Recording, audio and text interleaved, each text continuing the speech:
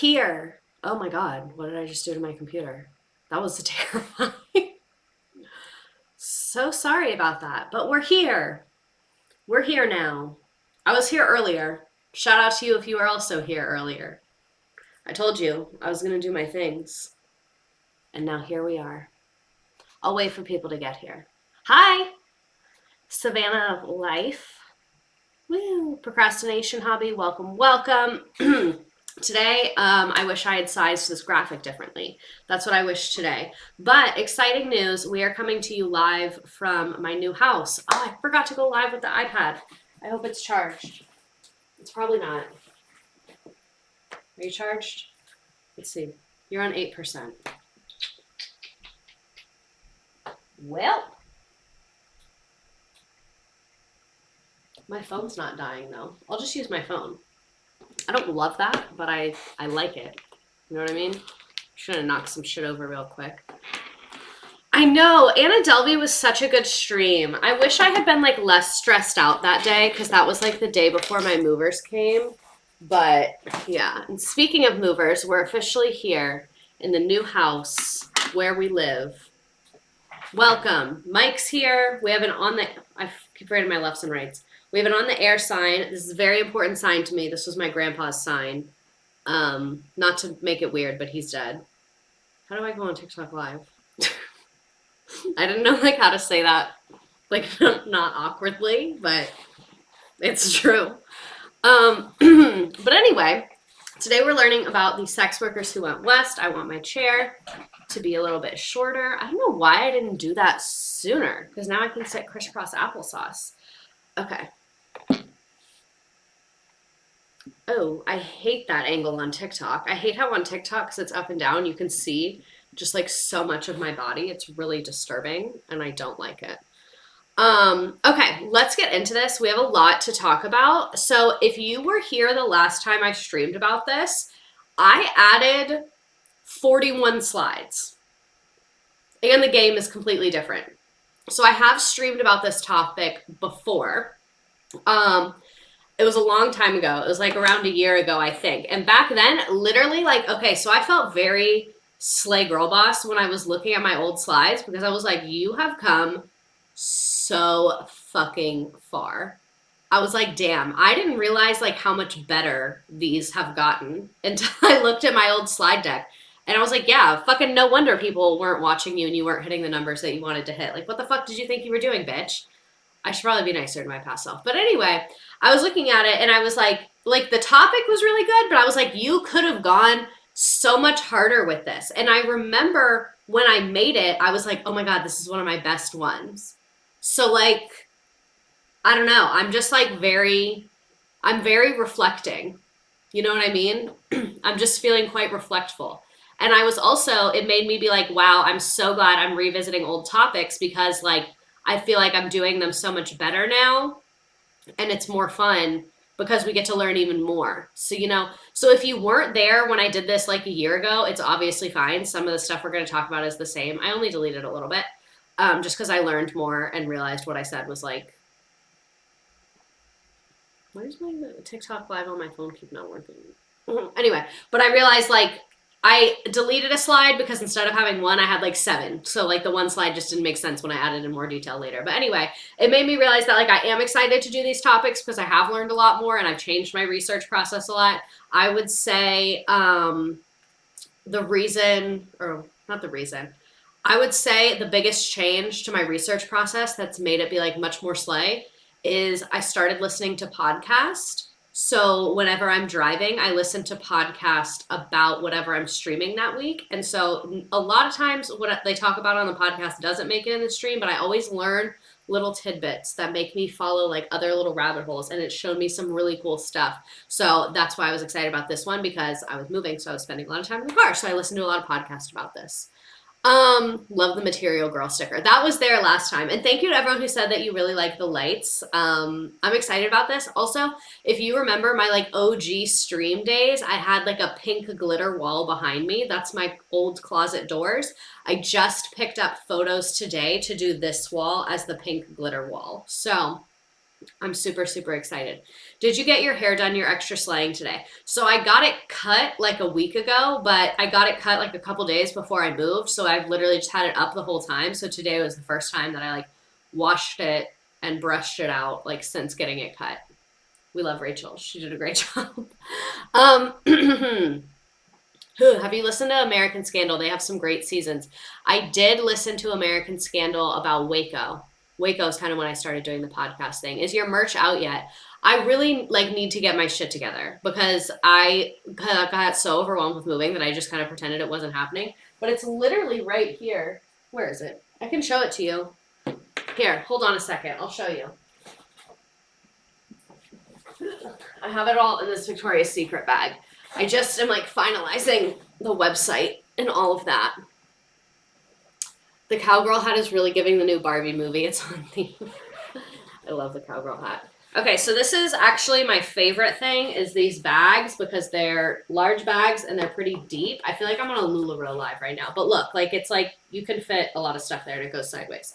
It says Body by ibuprofen. So this is my favorite thing, I think, is this bag. I actually need to talk to Fraz about this because she knows how to do merch, so she's gonna help me. I'm gonna like look at her account and make it look like my account, or make my account look like her account. Yeah, that's what I'm trying to say. Body by ibuprofen also comes in sports bras, and then it has a Walmart parking lot on the back. It's kind of hard to hold this up on camera, but you see a Walmart parking lot on the back. You should dress Mike in some merch. So this is merch. Let me find it. In here. I know you're in here. I know you're in here. There you are. So I actually wore this on stream not too long ago and posted a picture of it on Instagram. But that is merch. That's a little different because I got that. The story behind that shirt is that it was Red Ribbon Week at my school, and they were like, you need to wear anti-drug t-shirts. And I was like, I physically cannot wear a t-shirt with like a Ronald Reagan quote or something is what people were proposing. And so I was like, if I make a little design in Canva, can we just do that? And they were like, yeah, sure. So I designed this and I sent it to the t-shirt girl in black and white. And it says, say no to drugs, say yes to history, because this is for the history department to wear. And I sent it to her in black and white, thinking that and I told her I want white text, thinking that she was going to do the globe in white with like blank space with the red shirt. Do you know what I'm saying? Like I thought it was just going to be a white design. She did not do that. She did the land and the water herself, but she did it backwards. So where there's land, like this is South America, this is North America, that's blue. And where there's the ocean, like here's the Atlantic Ocean, that's green. So, and we got the shirts and she was like, does everything look good? And I was like, it's literally perfect. I could not have asked for anything better, if we're being honest. Was your grandpa on the radio? Yeah, but like 2 people listened. Like, like a little show in a small town that he lived in. So that was like a retirement hobby. That wasn't like his career. Some other cool stuff. We're going to have t-shirts. Say the CIA is just a frat that took things too far. And then a beer can that says MK Ultra. And then on the back, it says, I'm rushing CIA this fall. So yay. He had a podcast. Like, no, literally, he was like a podcast bro before we had podcast bros. So let's get into this. We've already been here for 9 minutes, and like someone said, we have 69 slides. So let's go ahead and do it. Sometimes I get these 2 pimples in like the spot where people get snake bite piercings, and it's really, really jarring. Are the t-shirts scratchy? Be honest. I will just order something else if it's scratchy. Okay, I'm actually the perfect person to ask because I can't handle a scratchy t-shirt, and this is what I'm going to tell you. I'm going to be very honest with you. So, and I also have a couple different ones.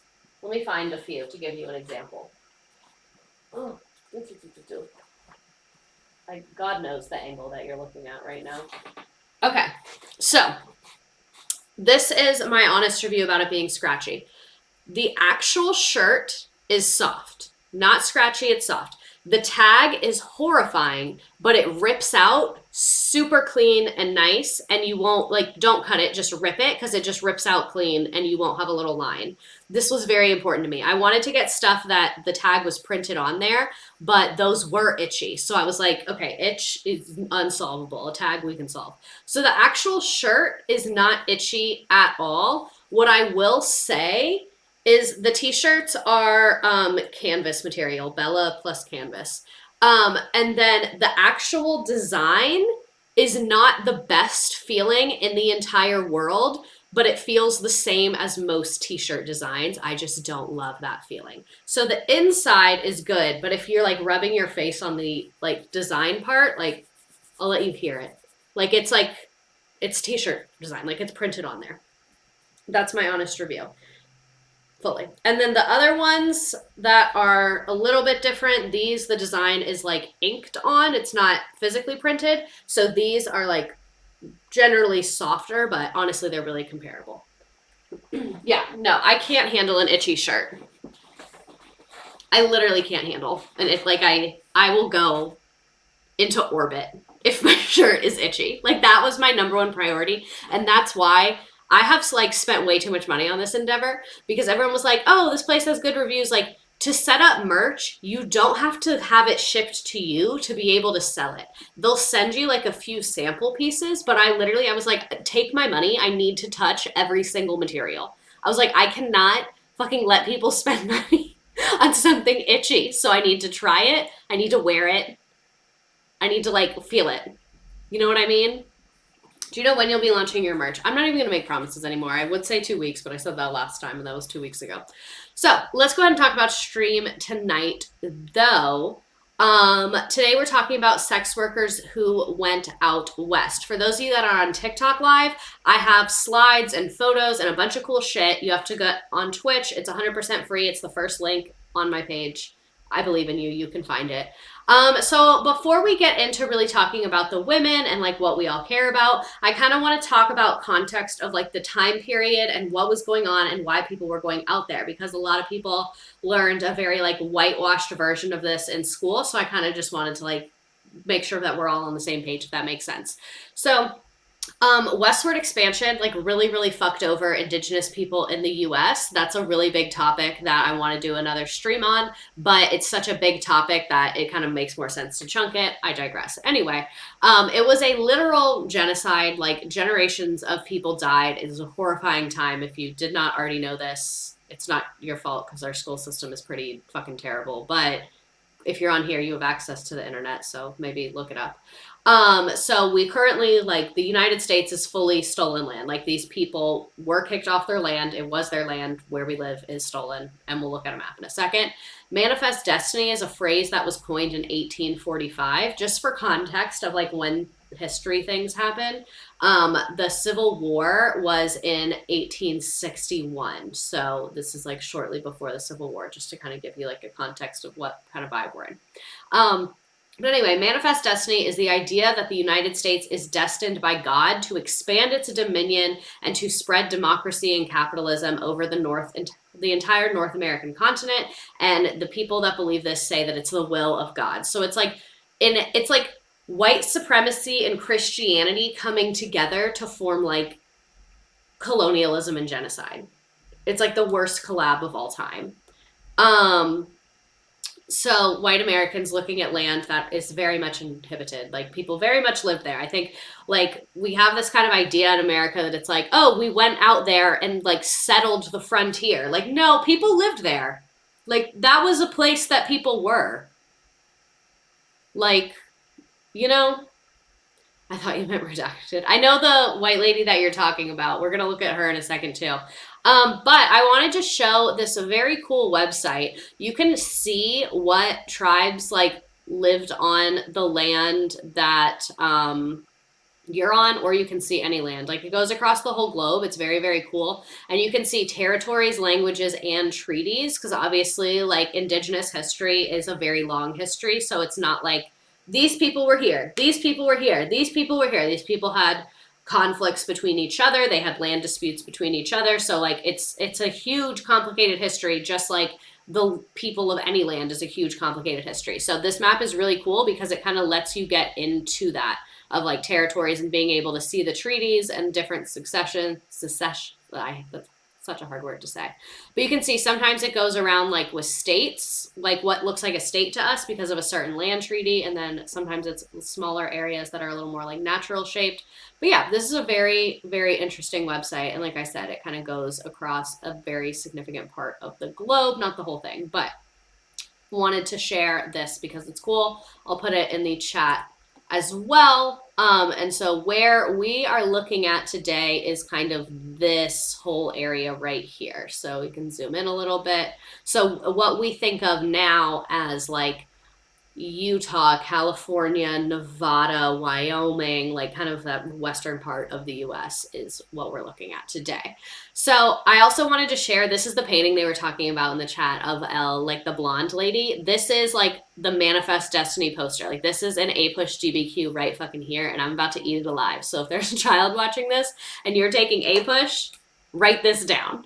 So this white woman represents a couple of things. She represents Christianity, she represents white people, and she represents like an angel as well. She's holding a Bible.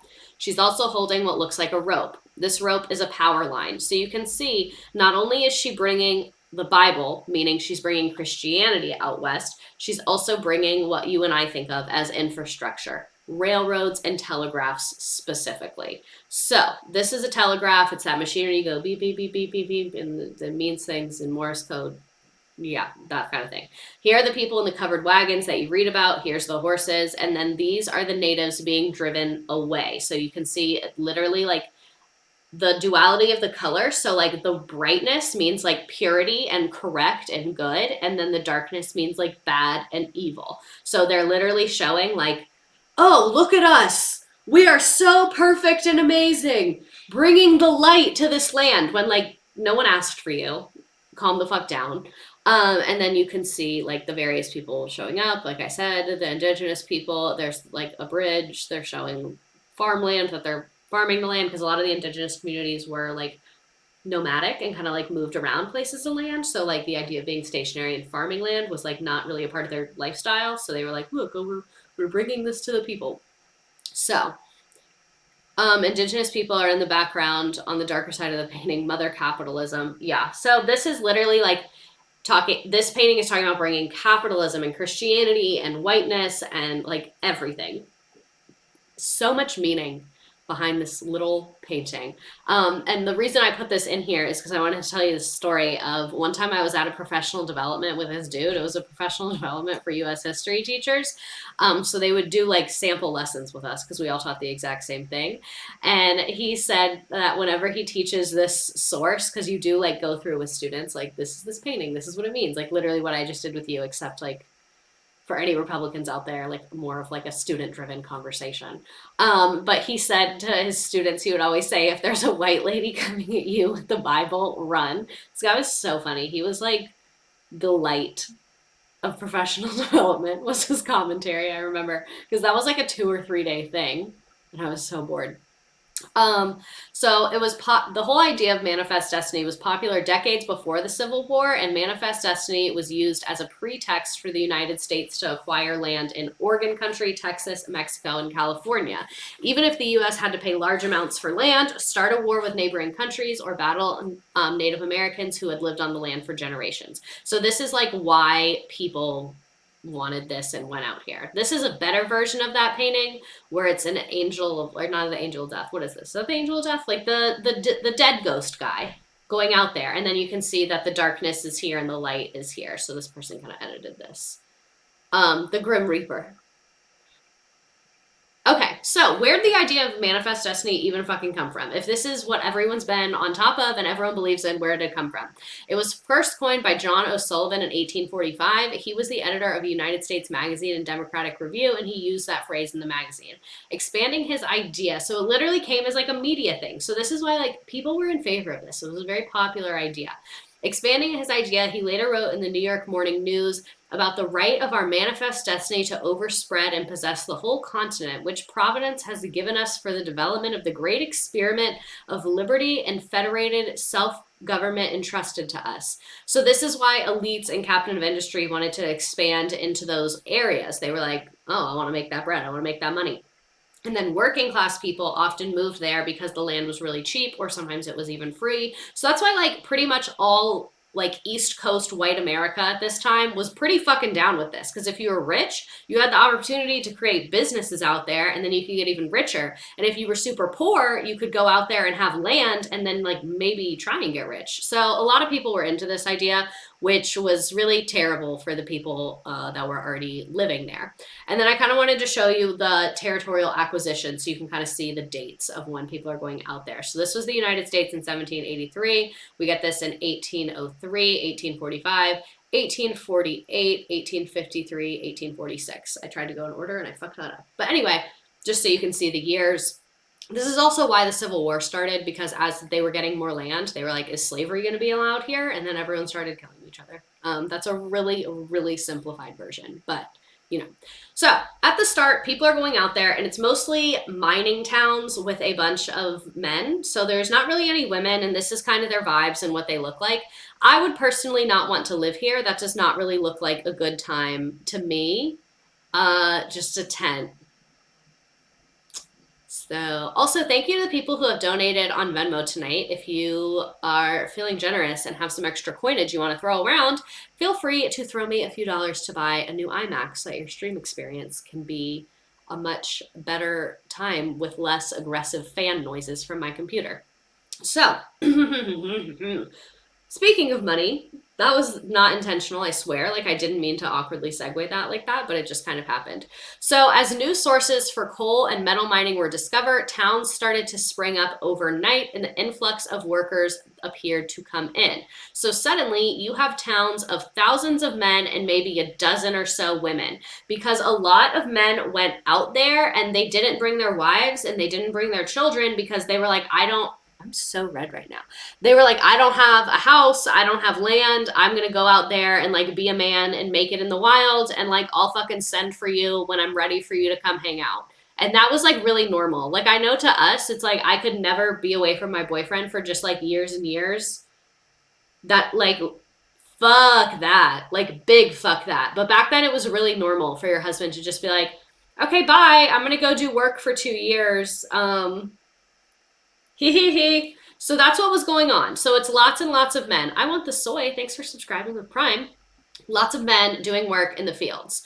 So having spotted a supply and demand issue, business-minded women started arriving in these towns and setting up shop as sex workers. Soon these women were earning in one day what might otherwise they might earn in a week as a factory worker or clerk. That was very difficult to say. But you would make a lot of money a lot faster as a sex worker. I'm not going to like use this stream to like glamorize sex work and make it like these women were living their best fucking lives, because a lot of it was super dangerous and super sad and super scary. And we're going to talk about that. But high risk, high reward. You made lots more money than you could have in a different field. And they were stronger than the Marines, quite literally stronger than the Marines. So why were women deciding to work in this industry? They didn't have that many choices. If you were a woman during this time, and white women had more opportunities than women of color too, but women in general just didn't have opportunities during this time. So really the only job opportunities you would have is a teacher if you have some formal education, but if you don't have formal education, like you don't know how to read and write, they're not going to let you be a teacher.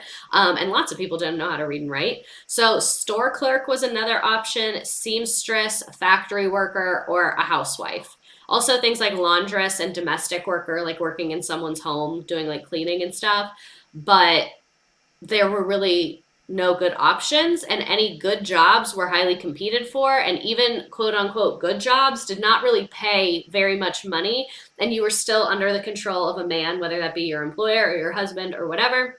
You're not making that much money. You don't own your work. You don't own your time. Like, women were really not having any career aspects at this time. And sex workers were often more in control of their time, their property, and their choices. So sex workers got to decide, I want to work this day and not this day. A lot of times they got to set their prices. They got a little more workplace autonomy. Like I said, that a ton of danger came with that. But yeah, you can see like why it's a choice that's not crazy to make when you look at the conditions that people were in. So, who were these women who went out west? Where did they come from? Like everything in life, racism, classism, and misogyny are very much involved. And this is the part that's kind of interesting to me is that women from all walks of life ended up in this situation. I think that's a big misconception about sex work because it's only a certain type of person that engages in it. And it's really like people from all kinds of backgrounds have engaged and will engage in the future in this work. So I kind of want to talk about a couple of those groups of people. And I also want to say, like, this stream is a lot of stuff from like blogs and journals and things like that because the government wasn't keeping tabs on sex workers. There weren't academic journals looking into this at this time. So a lot of the history we have is like foretold by women and generation stories and things like that. So just wanted to say at no point am I going to be like, there were this number of blah, blah, blah, like I usually do. So prostitution in the American West, like we said, was a growth industry and was attracting sex workers from around the globe. Chinese women were apparently frequently sold by their families and taken to the camps as prostitutes and were often forced to send their earnings back to the family in China. A lot of Chinese workers were also abused in the railroad industry, so that does not really surprise me a ton that this happened between the US and China at this time. Besides motivation and age, race varied immensely as well. White women, African American women, Native American women, Chinese women, European women, and Hispanic women were among the many different types of prostitutes. For alien women, meaning women not born in the United States, prostitution was a viable option to maintain employment after migration, especially if you're migrating from the South or the West and you're very far from the East Coast. So if you don't have much money and like you're in the middle of nowhere and there's not really work opportunities, this is a work opportunity that's there, as opposed to if you had maybe migrated from Europe and gone onto the West Coast, there's a little more like economic opportunity for people out there at this time, at least. I mean, probably today still. Race also became a factor with success for customers as prices for services often depended on it. Apparently, Native American women and redheaded women were often higher priced because of the belief that they were more exotic. So, just like today, you see people have their certain wants and the things they're into, and it's just a very interesting industry. I think it's an industry that really shows you a lot about humanity. Yes, I'm trying to make this like as PG-13 as possible. Didn't really think this through. Where was I? So many women also came from the East Coast because of a lack of opportunity for work or marriage. This made me really sad. I wanted to put in this woman's story, but I just could not find reliable information about her. But I read about a woman who was apparently assaulted, and like she had been kidnapped by like a rivaling group, had been sexually assaulted, and then like her parents bought her back. It was like a whole thing. And so after that, no one wanted to marry her because they knew that she had been like kind of used and abused by this other group of people. So she had no like marriage opportunities. Sorry. She like had no marriage opportunities because of this horrifying thing that happened to her when I think she was like 13 or something ridiculous like that. So sometimes it was women who had had a situation like that happen to them that like kind of pushed them to the outs of society. So that's what I mean when I say it's women from all walks of life. Like that, there were like quote unquote wealthy women who ended up in a situation because of something like that, that ended up in this field. Also, a lot of times it was widows. So a lot of times as a widow, if your husband didn't have money, you're left to have to provide for multiple children. And like we said, women didn't make very much money at this time. So a lot of women would make the choice to go out west with their children for the economic opportunity because they did not find a viable way to feed, house, and clothe their children working an hourly wage job. And some women had physical or mental disabilities, often addiction issues was very common. And then there was also a lot of women that wanted the freedom of the lifestyle that it offered. There was a lot of women that were maybe in like domestic abuse situations and decided that they would rather be on their own, even if it meant doing this and the dangers that come with that. There's a lot of women who just say, hey, I don't like any of the job prospects I have. I want to do this. I want to make more money, what have you. So lots of women from all over the world, from all walks of life, from all kinds of backgrounds, from different countries, speaking different languages that all look different ways, which was very, very interesting to me, that it's not like there's like this is what the average sex worker out west looked like, because that's not a thing. Like they're all just very, very different.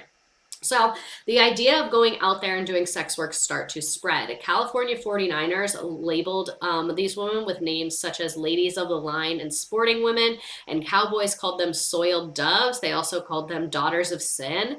Daughters of sin is like, might have to put that on merch. Daughters of sin. Like, I love that.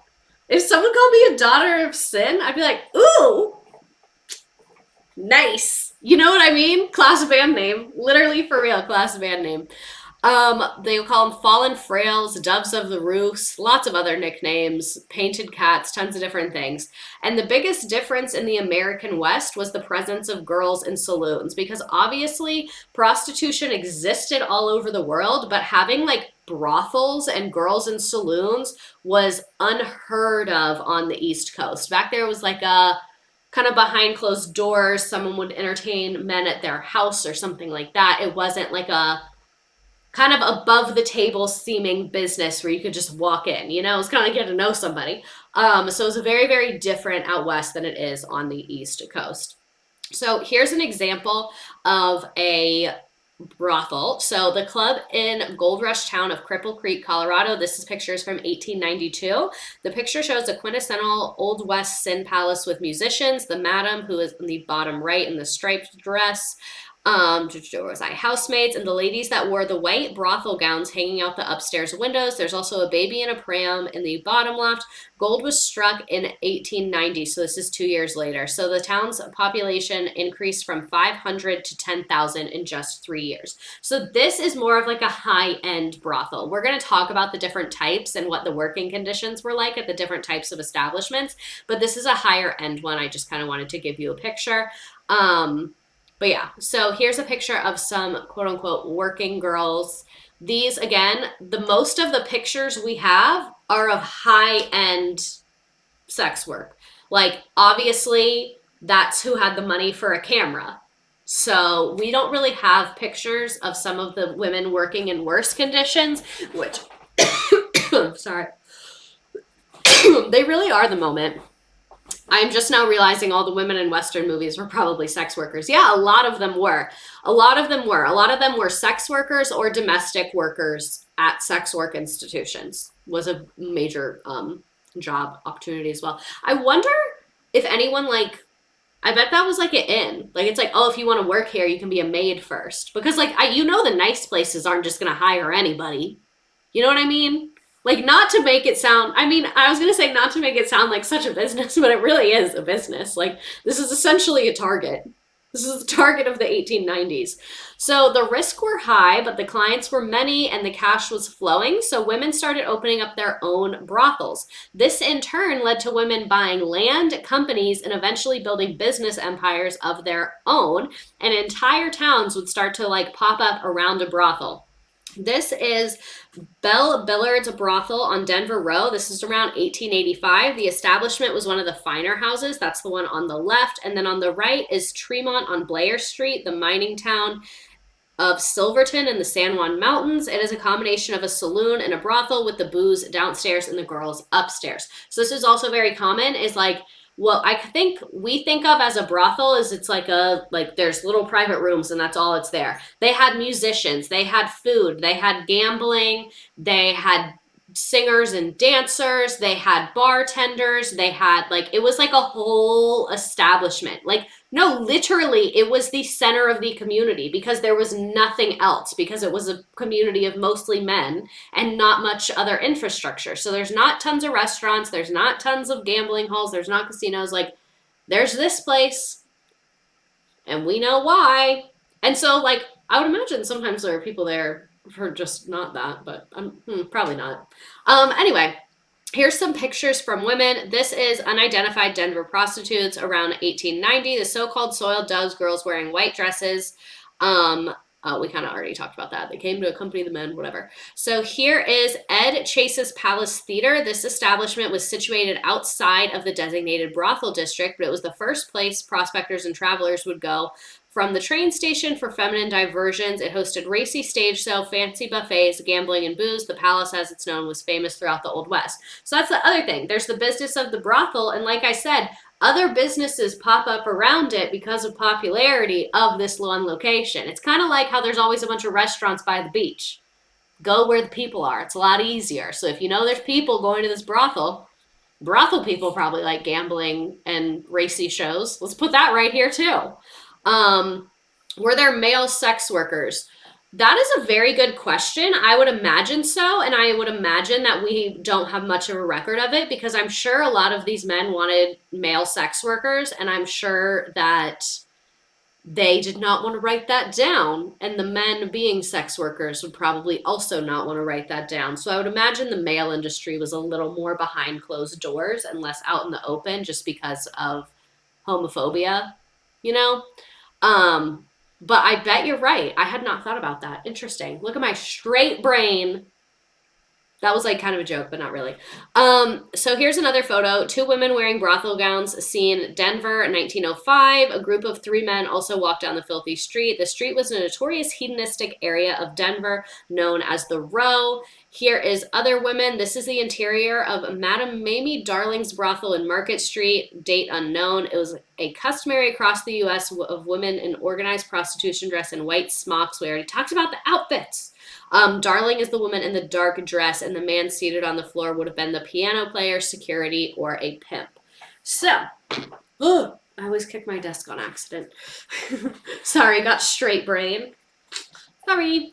Here's another photo. You can see the brothel girl in the white right there. This is some madams. Emma Lyles Quigley before and after her transformation from respectable citizen to woman of easy virtue. After this picture was taken, her business increased proportionately. She was said to wear $6,000 in jewels during afternoon strolls. She came from Nebraska, farmed to the big city, and soon discovered that gentlemen would eagerly pay for certain favors, so she abandoned her outward respectability, which is a really weird way to write about that. Here is 2 women in a brothel in Miles, which is in Montana, a town which district judge described as a lively little town of 1,000 inhabitants, but utterly demoralized and lawless. Here is Bessie Colvin, a prostitute in El Paso, Texas, who caused a stir in 1886 when she left one house of prostitution for another. So that is the other thing, is that there's lots of drama between the girlies. There would be drama if they left one brothel for another. There would be drama about stealing people's customers from one another. It's a very, very drama-filled field. Yes, she is pretty. And again, we only have photos of the high-end institutions because the low-end places were not exactly doing this. Not doing this by this, I mean like dressing up fancy, taking photos, having these nice rooms, all of that cost money. 6 of Dawson City's good time girls posing for a photograph. This is actually in Canada. And then here is brothel owner Madam Alice Abbott, who's in the top left, and a photo from her days as a madam in El Paso, Texas.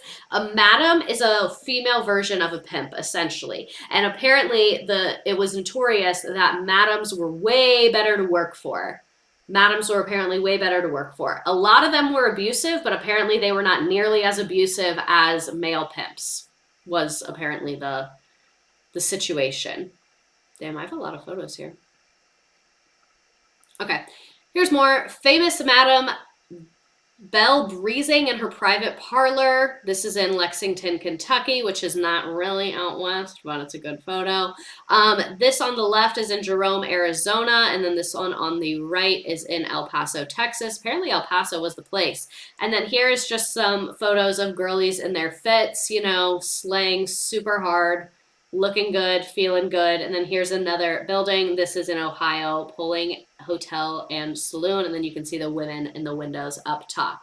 So I guess these are like advertising photos. Oh, hey, Jerome, I've been there. Okay, so I wanted to include some stats, like I said, but apparently everyone was too busy fucking and mining to write anything down, so no one knows what's going on.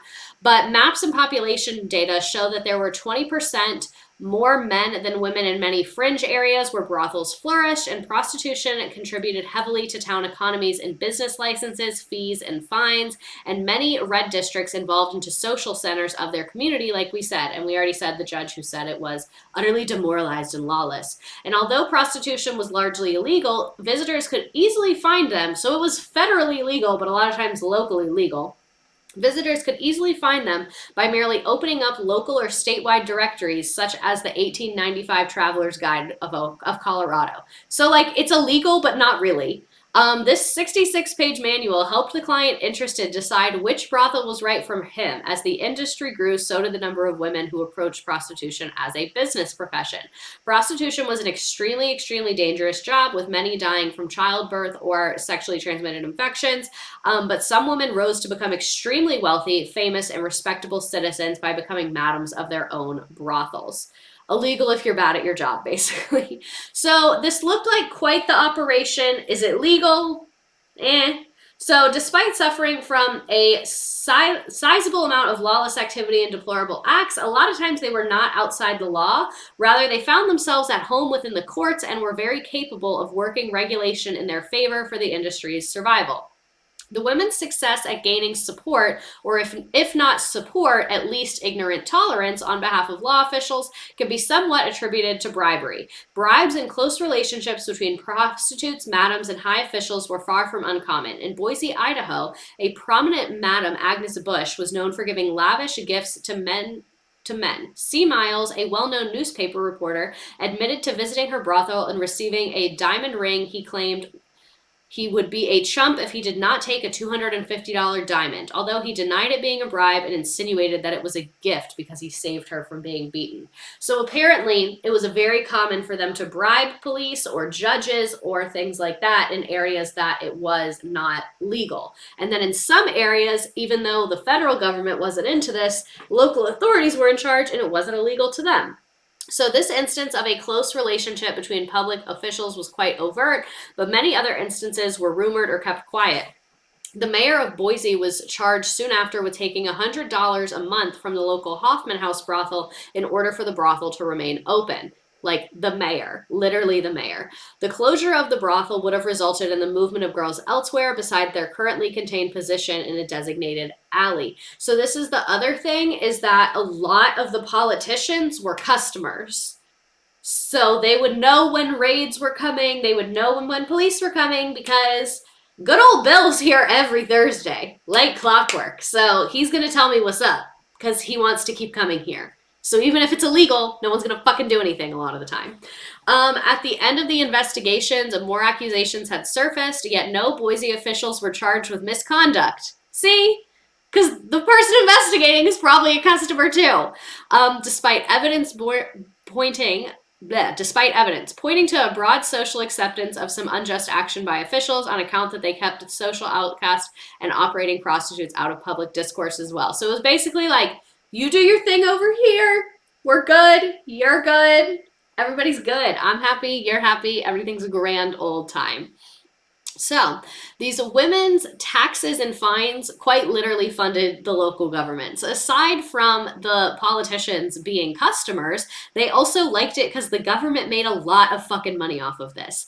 In addition to manipulation on a personal level, they were able to find a sense of power within the law on a county court level. Prostitution was not, like we said, a legal endeavor. In fact, city councils, many of them, city councils passed laws prohibiting the existence of brothels and proposed taxation to punish it. So they're like, you're forbidden unless you give us money, knowing very well a number of brothels would not sustainably decrease and it would provide steady tax revenue for the city. According to the City of Cheyenne Jail Register, from the 2nd of March of 1887 to 1st of January 1880, a 3-month period during 1887, the registrar showed a total of around $1,000 obtained from prostitution fines. So within 3 months, they collected $1,000 worth of prostitution fines. In today's money, that's $32,000 that the government is making off of these women. So obviously they're not going to put them in jail.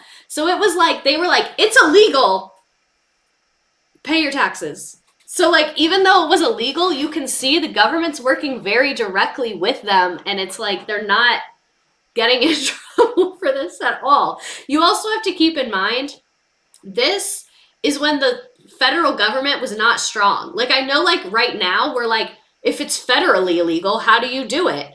Like, the Civil War had just ended. The federal government is not doing the most. Like, the federal government is a fucking shit show right now. So, like, it being federally illegal, I don't even know if they had passed a law, but I know the federal government wasn't fucking into this. But yeah, the federal government's a shit show. So, laws are very different back then than we can think of today in terms of legal versus illegal. So, as exampled by the city of St. Paul, Minnesota, prostitution was made illegal by the state law and city ordinance. The enforcement of its law was undertaken by arresting cities' madams at regular monthly intervals and fining them according to the number of women were within their brothels. So, they would literally arrest them once a month, they would pay their monthly fine, and then they would let them out. So, it's literally just like a joke of being illegal. Like, it's absolutely, like, how do I explain? Like, I'm trying to figure out a way to explain, like, yeah, it's illegal, but barely. I think I've said that multiple times. Like, they're pretending it's illegal is I guess what it is. Someone said in Canada it's only a crime for the buyer and not the SWer. That is a lot of times a much better system. I love how it's like, oh, dang, it's the 3rd. I got to go pick up the brothel rent. Literally, like, imagine part of your job is getting arrested once a month and having to pay a fine. It would get so anticlimactic. After, like, the 5th time, you'd be like, hey, Bill, how's the wife? Yeah, I'll see you here tomorrow because you're also a fucking customer. So, where was I? This regular income for the city was in effect a form of taxation. This substantial and consistent income on behalf of the city contributed to its own ability to construct buildings and maintain facilities and law institutions themselves. So outside of St. Paul, this prevailed around the country. So it kind of started in St. Paul, Minnesota, I guess, but this was very, very common all over the country. So all of these, like, a lot of times when you go to small towns and they have this giant courthouse, we got to start asking fucking questions. Because how'd you make the money for that? I know that these people mining are not paying enough in taxes. They don't make that much money. So they're very heavily, I don't want to say taxing, fining them to fund other things. Local officials fining the women engaging in prostitution illegally and also frequenting the establishment as customers. Like, literally, they're playing both sides. They're playing both sides hard as fuck. I hate when my phone, I put it on Do Not Disturb and it disturbs. I fucking hate that shit. Got money tucked to their purse like mints. They literally just stole the money back that they paid for the sex. So they paid their personal money for sex and then stole it back and gave it to the government. It's a little bit patriotic, I guess. That's very 4th of July of them.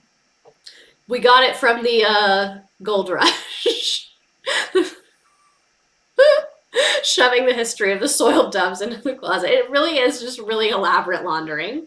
Like, very elaborate laundering. Money's just going in circles. So these women had made themselves pillars in their community. A lot of them weren't there just because they wanted to be rich women. They also wanted to, like, give back to the communities, especially, I think, 2nd gen people, like, that were come into it very high up, you know? So here's a couple examples. We're going to talk about a few women very in depth, but I just wanted to give you a few examples of women here that were making a difference. I mean, I'm sure they wanted money too. But following the 1906 San Francisco earthquake, Diamond Jessie Heyman opened her brothel doors to feed, clothe, and shelter anyone that needed help.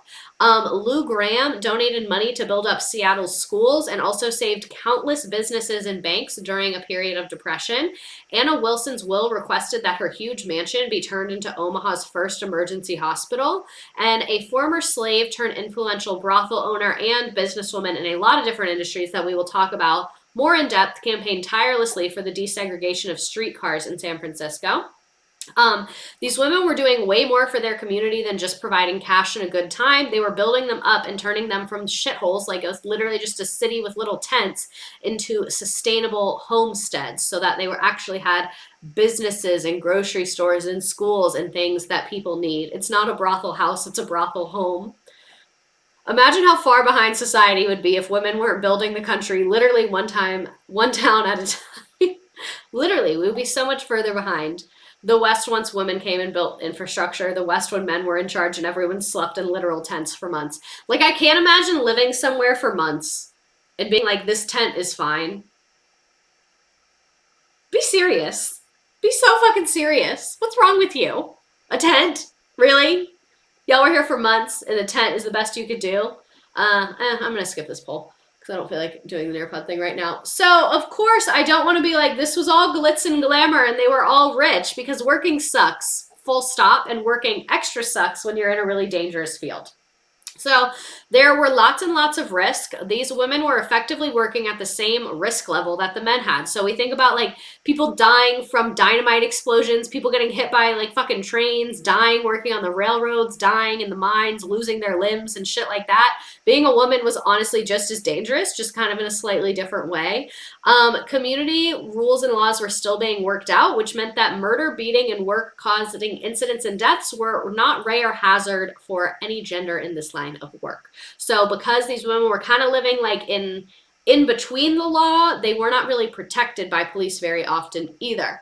So some work is way worse than others. We're going to kind of go through a ranking of like the best working situation to the worst working situation. And there's a woman, she's in my sources. Her name is Jan McKellen. She did a podcast and talked about this, and I just took notes while she was talking, and that's where this is from. And she is an expert in this. She's an academic person.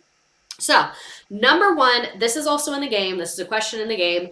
Parlor houses. Parlor houses were the nicest place to work by far. They were very fancy. They were dressed in gowns. These are the photos that we would see. It would be a small circle of clientele. Women would be booked up weeks in advance, and they had bouncers. They had security who removed men who were not acting like gentlemen. So men were expected to be like clean, a little bit reasonably sober. They'd obviously be drinking and shit, but like, don't be insane, be nice, be respectful, all of that. The price range was $30 to $100 per night, which is 3 times what the average man made per month. $30 in today's money is $696. $100 is $2,000. So I guess it just depends on who you want, the town you're in. I'm sure there's a lot of factors at play here. Women usually got paid half of the price plus tips, and it was a great job, but there was lots of competition, especially for looks. So these women were expected to look perfect at all times. So if you were not like drop dead gorgeous, you were not fucking working here. There was a lot of competition here.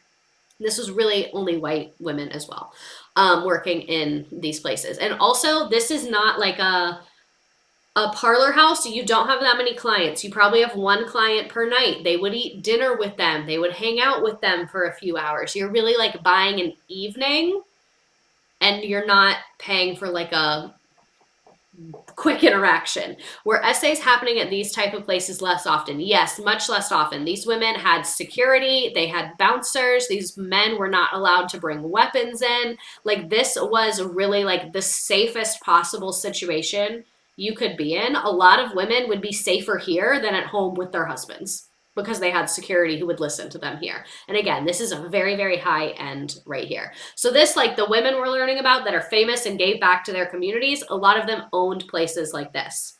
So that's number 1 is parlor house. Number 2 is a high-end brothel. I did say this is like an Applebee's version of a parlor house, but I think it's more like a Red Lobster. It's nicer than Applebee's. So again, here you are paying per night. You are not paying for 15 minutes an hour. You're paying for the night. It is between $5 and $15 per visit. $10 back then is worth $232 today. So again, this is high end. They would probably not have as much security, but men were expected to be clean. The place would be relatively clean. Again, they'd have entertainment. They'd have like bars and piano players and things like that. And it was a generally pretty safe environment. Number 3 is a common brothel. This is the Applebee's experience, I think. So common brothels, also known as the average working man's whorehouse. They had meals and a bar and piano players. They were often located near gambling halls and with saloon music. So like numbers 1 and 2 are a little more private. Like it's kind of like a small circle and they're all hanging out together and it's rich guys. Number 3, it's like, hey, there's Greg. Hi, Greg. Like, it's like a little more of like a, we all know why we're here. We don't have to pretend, you know? It's more of a genuine experience. Like I said, they had meals, a bar, a piano player, it'd be kind of like a bar experience with like rooms in the back. Women were usually very pretty here, but were considered to be not sophisticated enough for the nicer brothels. Because this is the thing about the nicer brothels and the parlor houses, is that those men that are high up in politics and business want a woman who can have a conversation with them. That's why they're there, for that like girlfriend experience. So as a woman working there, you need to know how things work. Like you need to have a little bit of business knowledge. You need to kind of know how the government works to be able to make these men feel like they're having the girlfriend experience. We start at 7 p.m. now. How late am I? Is it still a 7:30 start? Yes, we're a 7 p.m. family now. But anyway, women at those higher end places probably had more education because they were able to kind of like interact with those men and be able to hold their own in conversation. So women in these common brothels were, again, physically still in good shape, very pretty, young, whatever, but maybe they don't have the education to be able to engage in those higher end conversations. Raids were very, very common in these places. And again, this is still like, I'm sure it was more dangerous, but it's still like there's other people around, there's other staff. I'm sure they had some form of security here. It was kind of clean. Sheets were changed after each client, and men were expected to be clean and not assholes, but they were not downstairs in security, so women did face violence here. So they would usually, like I said, have rooms in the back or upstairs. So even though it's a place with other people in security, it's not like the parlor house where security is like right outside the door ready for you. So it did have more violence than other places. And it's still not a volume business. So even though they're seeing multiple customers per day here, it would be like 2 or 3, and they'd be with each of them for a couple of hours. So they would talk to them, they'd hang out with them, they would drink with them in the bar, and then they'd kind of be like, let's go back to my room, would be the situation. And then lower down, worst experience is a low-end brothel. This is tidy but not fancy. Sheets are only changed once per day, and they would see a handful of clients per shift, and customers would pay hourly rates or sometimes even 15-minute rates. So here, you are making money by volume. The more customers you can see in a night, that's the more money that you're making. You're not making tips here. You're not making a ton of money from the madam. Like, it's a dirty, grimy business getting into number 4 here. And STDs were very, very, very common here. And yes, we are going to talk about the more independent women. So this is the low-end brothels. I think this is like the hometown lowdown bar that like has like concrete floors, you know? And then someone was asking, were there more independent women? Yes, that brings us to number 5, cottage women. This, to me, number 5 seems like it's low down because it was like either great or terrible and you're on your own. So it seems like cottages would be better than a low-end brothel to me. It's just my opinion, because cottages are a one-woman operation. They often only saw one client per night, but some charged hourly. Because they were alone, they were very susceptible to robbery and violence. So they would be literally like one woman with a little cottage building that would take customers, like, again, either hourly or one at a night. So again, like, you don't have any security, but you do have autonomy. Like, you're getting to keep all your money, but you're probably getting robbed and assaulted a lot. And a lot of women did this because either they had a bad experience at another brothel or they had a bad experience with a pimp. So they're like, I just want to be on my own. I don't care the risk that comes with it. Number 6 is crib girls. Crib, not like a baby crib. It's called crib because it's the size of a walk-in closet, and I think that's a word they used for that. So they lived and worked in a space that was the size of a walk-in closet. Physical abuse was extremely common. Most of these were run by tough madams or by pimps. Most of the women in cattle towns were in a high-volume business, so they would rarely leave the room, and men would just line up at the door. So this, getting into number 6, is like horrifying. Like, these are the women, I'm going to talk about this later, but like, these are the women whose stories we'll never hear. Like, these are the women that were the most vulnerable, and these are the women whose stories we will never ever hear about their lives, probably. They would often see 20 to 30 men per night on average, but 75 per night when a cattle drive was in town. As you can imagine, STDs were very, very rampant here. And women would put rain slickers on their sheets to protect it from mud and manure. So men would literally come in like off of working and just come in covered in mud and manure. So they would put like rubber over the bed, take like 30 clients in one night, throw the rubber off and go to sleep. Literally nightmare fuel. To me, this is just manual labor at this point. Like, this is literally just so difficult on your body. Like, this is insane how bad this is for you. A lot of times it was 25 cents per encounter. That is about $6 today. No, there's a number 7, it gets worse. Yes. So number 7 would be women who were what was considered streetwalkers.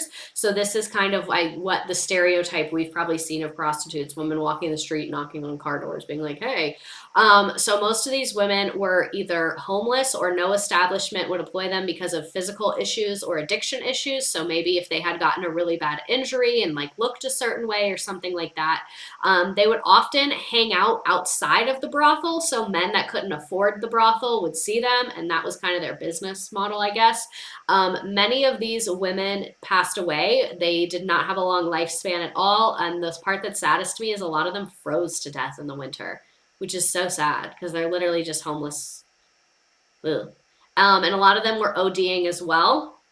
So back then, we're going to talk about this in a little bit, but you could get opiates very easily. A lot of women were very, very addicted to opiates. You could get them from the pharmacy and you could just buy them.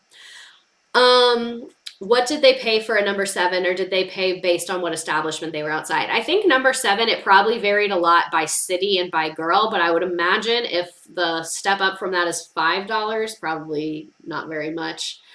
And the danger was not just from men. I found this really interesting. Women had turf wars with each other and would physically assault each other for stealing clients. And sometimes they would play pranks on each other for stealing clients. I think playing pranks on each other is like fun and camaraderie, but physical assault is not. And another big cause of danger was the birth control situation. Birth control was not available at this time. So condoms existed, but they were not very effective and they were very, very difficult to get your hands on. So out in the middle of nowhere in Colorado, you're probably not going to be able to get condoms. And even if you can, they don't work very well. So illegal and DIY abortions were the most common form of birth control because they were really the only available form of birth control. So a lot of women passed away from that as well. And then another health issue that women faced here was, like I said, addiction, specifically opium.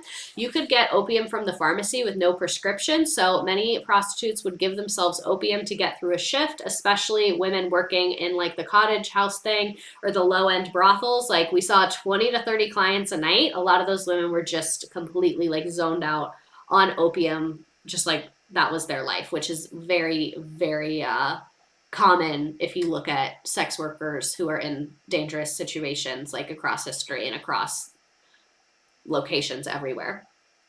So trigger warning, other common reasons for death. Disease was the number 1 cause of death. This is in the game. Disease mostly meaning STIs. I'm sure people got diseases in other ways as well, but sexually transmitted infections were the most common reason of death. Number 2 was customer violence. But this is what's crazy to me is this woman who wrote this, I'll put her source at the end as well, read a report that said partner suicide was statistically valid, meaning the number of girls who made suicide pacts was like pretty significant. So many of them agreed to end their lives together. So there would be like, I guess, women who had like a buddy, like a friend that they worked with that was like their partner in life, because like you can't get married and all that. I can see where you'd still want someone to like hang out with. This is so fucking sad and so bad, but also this is so women of us. Like that is so woman. Like no man could form an emotional bond to be in that. Like, you know, like if the roles were reversed, men would never have that kind of pact with each other. I'm not saying that's a good thing. I'm just saying it's of note. That's just like, I read that and I was like, oh, that is womanhood. That's womanhood right there. Like, that just sums it up. Men, God, there's a lot of things men couldn't do. So this is what I was saying. I actually cried about this earlier, like not to be weird, but I did cry because I realized that we will never know the stories and the pains and the accomplishments of the women in the low-end brothel and the streets because they didn't have the privilege of reading or writing. Like what I love about history is like getting to know people and their stories and like what they went through. I'm gonna cry again. And it just like breaks my heart that these women were like in this situation and like trying to make a life for themselves and trying to take care of themselves, and a lot of them just like no one will ever know about them, and like a lot of them like died alone, and like the way they must have trusted each other, like it's just really sad. And like now I'm crying and you're crying, and like I'm big enough to admit I can cry from history. It's very moving. And it's just like we're going to talk about some specific women in a couple minutes, but I just wanted to like take a moment and think about like all the women that like their names aren't googleable, there weren't movies made about them, like they were just there trying to provide for themselves or trying to provide for their children, and like they got hurt, and like it was like a terrible industry, and it just makes me really really sad for them. And now we're all crying. I was not expecting to cry during a stream. It's just really sad. Like they just deserved a lot better. These are the women we need to remember and honor. Like this, like, oh my god. Okay, we need to move on because now I'm getting really emotional and people are talking about emotional things. So now that we have grieved the stories of our sisters in history, I think women are all connected. Like I'm such a little hippie, but I really think that we're all connected in a way that like men just aren't. And I think being a woman is not defined by like the body that you're born with. Like I think it's really like we're all just connected. You know what I mean? So let's talk about some of the famous madams though, whose stories are known and we do get to learn about them. And even though I'm sad that we don't get to learn about so many of the women that lived there, I am glad that we do have some history to learn about the women that kind of like achieved the dream and like became famous and made a life for themselves. So the first one I talk about is Maddie Silks. This is a picture of her. It's the other thing. We have photos of these women.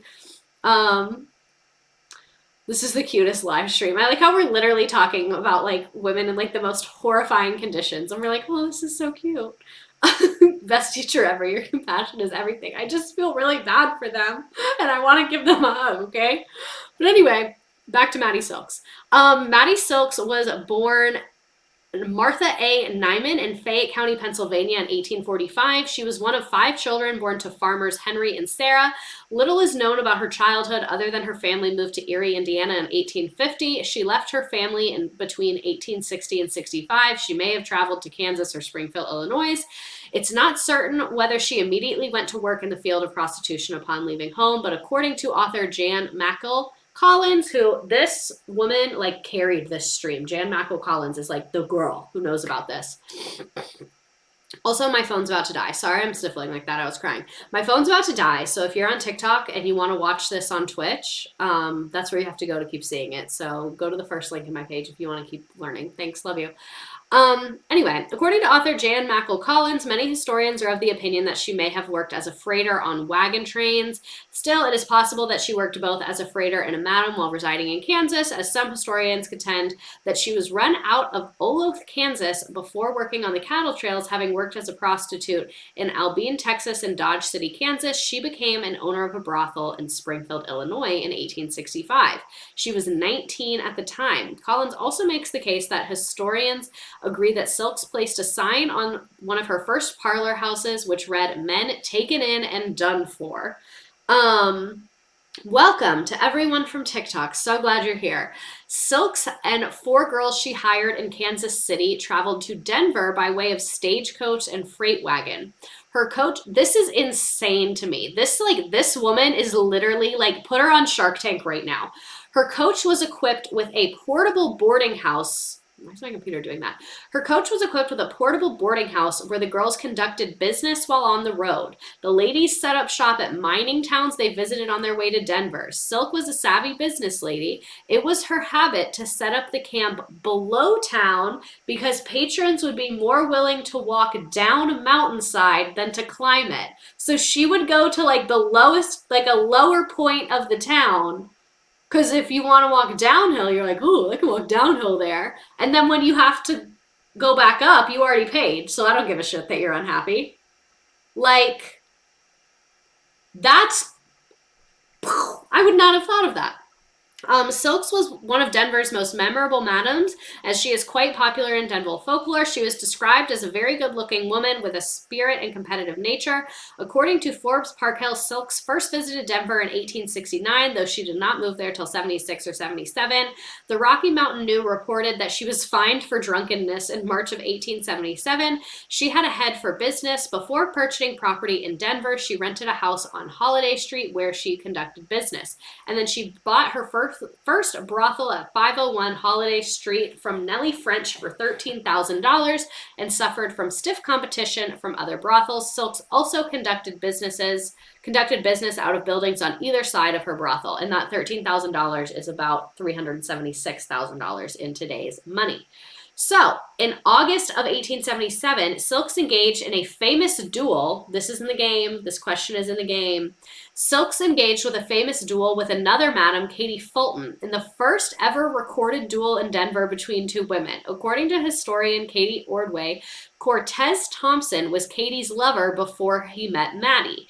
The duel was allegedly a jealous feud over Cortez. There are many versions of the incident. One version is Maddie and Katie shooting at each other while both topless. Men will say anything. Men will literally say anything. So the madam is the owner. So what happened to Maddie Silks, what we just kind of talked about, is very common. She was a prostitute and then kind of gathered other prostitutes and kind of did like a group business, and then she bought her building. And that's how you become a madam, is owning the building. So it was very common. They kind of like businessed their way up. Her traveling idea was very unique to her though. It's somehow about a man. I don't buy it. No, it gets worse. It gets worse. Okay, so another version says that Maddie, who was known to carry a pistol, caught Cortez and Katie in a compromising position and challenged Katie to a duel. According to Collins, the Denver Daily Times reported that Katie and Maddie had an argument following a foot race. Thompson won the race and Maddie collected $2,000. A fight broke out involving several people, including Maddie, Thompson, Katie, and Katie's lover, Sam Thatcher. Who the fuck is Sam Thatcher? Katie received the worst of it. During the fray, she was punched and knocked down twice. I love small town newspapers. Knocked down twice, kicked in the face, breaking her nose. Afterwards, as Thompson returned to Denver in a buggy, another carriage pulled up beside him and he was shot in the neck, though not fatally. Katie left town for a while but returned in September, where she had another fight with Maddie. This time Maddie punched Katie, knocking her down and injuring her nose again. So we really don't know what the fuck happened, but it sounds messy as shit. Whatever happened, it was very messy. Maddie was an intelligent businesswoman. She bought, sold, and rented property throughout the 1870s, 80s, and 90s, and through the 20th century. Her real estate included a ranch in Yuma and a fashionable home away from the red light district. From 87 to 97, her brothel was the most successful in Denver, and she was known as the Queen of Denver's red light district. In 1898, Madam Jeannie Rogers opened the House of Mirrors in Denver. And quickly became more successful than any of the competition. Jeannie Rogers died in 1909, after which Silks purchased the House of Mirrors for $14,000. She continued to work as a madam and traveled, invested in real estate, becoming a very, very wealthy woman. If I ever make a time machine, this is what I'm doing first. Real Housewives of the Wild West. Like, that story. Wild. The duel. The literal duel. Wild. So, more detail on her personal life and this motherfucker Cortez, because I wanted to know what the fuck was going on with that. So, apparently she arrived in Georgetown, Colorado in 1875. Little Miss Girl got around. We've already named like 8 different cities that she's been in. There, she met a man by the name of George or Casey Silks. Sources are unclear as to whether Maddie married Mr. Silks or lived with him as a common law wife. Collins, the historian we talked about, is of the opinion that at the very least, Maddie and Silks lived together as common law husband and wife for a couple of years. Authors such as Forbes Parkhill said that it's likely the two were never married, as evidence of marriage or divorce never surfaced. It's alleged that Maddie bore a child with George, but there's no evidence to substantiate the rumor. By the time Silks arrived in Denver, the relationship between her and George was over. So that's like where she got her name, I guess. Maddie also met Cortez Thompson while residing in Georgetown. Cortez was a well-known foot racer. Maddie bet on him at one of his races, like that news report said, and won $2,000. Maddie operated one of 5 brothels on Brownell Street in Georgetown. Cortez and George both Both occupied a room in her brothel. So apparently she had two guys living at her brothel. When Maddie left Georgetown for Denver, she was accompanied by Cortez, who had left his wife and young daughter to be with Maddie. Silks and Cortez were lovers for years before they married in Miami County, Indiana in 1884, 4 days after Cortez received the news of his wife passing. Like, 4 days? It took him 4 days? He folded like a picnic chair. This is ridiculous. So, as if that's not bad enough, Miss Redacted, come pick me up, I'm scared. What's happening?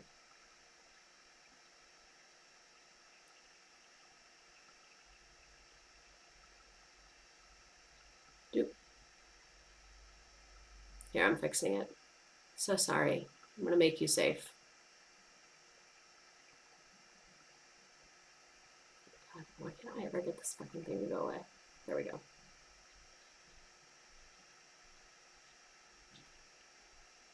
Thanks, Mom. Oh my God, what is happening right now? Okay, I'm working on it. I'm in the chat. I don't know if you can see when I'm in the chat. That was very, very odd. I think I did. That was odd. And some of the messages didn't come through on mine. That was very weird, but I think they're both gone now. Okay. Yeah. Sorry. I didn't read the messages before I deleted them, but it seemed like that was really not that chill. I'm so sorry that some people on the internet are disgusting. Anyway, back to talking about a different man that's disgusting. So, life with Cortez was chaotic. He was described as having less than, oh, they weren't real? Okay. Glad everyone's okay. That was weird. I'm like nervous now. I don't even know what just happened because I didn't read the messages before deleting them.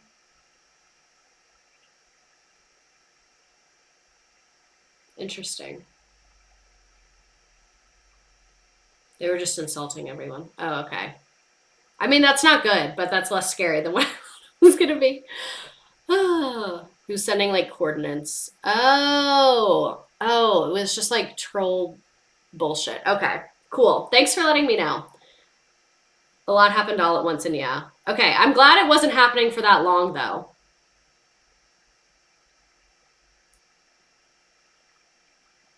They were telling... Okay. Gross. Back to the other shitty man that we want to be talking about. So life with Cortez was chaotic. He was described as having less than gentlemanly morals. He's described as a gambler with a propensity towards violence. Maddie financially supported both herself and Cortez. Like, get a job. Get a job. I hate when men don't have jobs. What are you doing? What are you doing? He would often use her money to support his gambling and drinking habits, and he was known to buy her gifts with her own money. Literally, get a job and get a life, sir. According to several sources, Thompson gave Silks 2 severe beatings during their time together. When Maddie caught him in a compromising position with a rival, Madam Lily Dabb, she threatened Dabb with her pistol. Cortez took the pistol from her and beat her unmercifully. Maddie filed for divorce, giving infidelity and abuse as one of her reasons. Cortez convinced her to drop the suit, which she did a couple weeks later. In 1898, they toured Great Britain and Alaska, and Maddie opened a brothel during their 3-month stay in Alaska, and she made $38,000. Thompson became ill and died in 1900, so it sucks that he sucked, but I guess it's cool that he died. Like, that's dope that he's not there anymore bothering you. Slay. And then she married her employee, John Reddy, on May 1st, 1923. And by the time she married him, she had retired and was living a very quiet life. So her life seems quite intense. Should have left him on an iceberg. Should have left him in Alaska. And she died in 1929 from complications due to a fall. Very few people attended her funeral. That's what I mean. Like, even if one of the richest and most successful women had almost no people attend her funeral, like, think about the women that weren't successful, which was most of them. She was buried under the name Martha Reddy alongside her longtime lover, Cortez Thompson. Ugh! You're dead! Go away! She left $4,000 in real estate and $2,500 in jewels. Sucks that he sucked, but cool that he died. And boo that she was buried next to him. I don't know if she has Stockholm Syndrome and that's what she asked for, but that sucks. Well, fully married. Yeah, that's a little wild. So Laura Bell McDaniel, we don't know if this is a pic from her. It might be her. We're not 100% sure. She ate the girlies up even when we died. The way I would haunt people if they buried me next to my abusive ex. Don't even say that. Literally don't even say that. I was at CVS today and I remembered that my abusive ex-boyfriend is still using my fucking CVS card and I got re-angry. Because what the fuck? And I'm not going to change my phone number. That's ridiculous. Why do women hate men all of a sudden? Stares in women's history. The wild Mo. Yeah, because he fucking, like, you know how they give you, like, the little 2 cards? I mean, I don't know if he's still using it, but that would be a very him thing to do. And every time I use my CVS card, I'm like, which is not that often. Okay, so going to Laura Bell McDaniel. She was born 1861 in Missouri to farmers James and Anna Horton. Her dad died when she was 9, so that sucks. And her mother continued to farm the land and raise her brother James. Her mother then married John Warmouth, and they had another daughter named Birdie. When she was 19 years old in about 1880, Laura married Samuel Dale from Brunswick, Missouri, and soon after they were married, they moved to Salida, Colorado, in a new railroad town, and then they had a daughter, Eva Pearl Dale, and then he left her within a few months of her daughter's birth. CVS Reddit, someone used my CarePass. Anyway, he left her within a few months of her daughter's birth. So this is what I mean when I say that a lot of these women are here because of men. A lot of women are here because of men fucking them over. Repeatedly. Again and again. When she began having marital problems, i.e. her husband leaving her, her mother moved to Colorado and opened a boarding house and worked as a laundress. When she operated the boarding house with McDaniel's 2 younger sisters, in 1885, McDaniel purchased a house next to her mother's house and worked as a clerk as she raised her daughter and 9-year-old nephew, Wiley Short. She began dating John Thomas McDaniel, called Tom. Her house was destroyed in a fire on a trip to Leadville with Tom McDaniel, and she had an insurance policy to cover the cost of the damage, but one of her mother's boarders was thought to have set the fire. She moved to a house in the town's red light district, and there was an investigation of arson regarding her house, but nothing could be proved, and she received the insurance money. So, she married Tom April 7th, 1887, and they were scheduled to go on their honeymoon. She told her husband that some guy named Dunn tried to kiss her, and Tom confronted Dunn, and the 2 men got into a fight, but were convinced to stop fighting, but later Tom shot and killed Dunn and claimed he did so in self-defense. Town residents believe that Dunn had set fire to McDaniel's house and agreed upon Town residents believe that Dunn had set fire to McDaniel's house as agreed upon so she could get the insurance money, and Tom killed him to keep him from talking about it. The local paper stated that Dunn was unarmed and he was shot and he was recovering from a broken collarbone from the fight. So, messy ass beginnings. The McDaniels gave an interview to the paper providing information that were inconsistent with the events and statements by Anna Horton, and in the trial, Tom was found not guilty. I promise that we're getting to the prostitution part.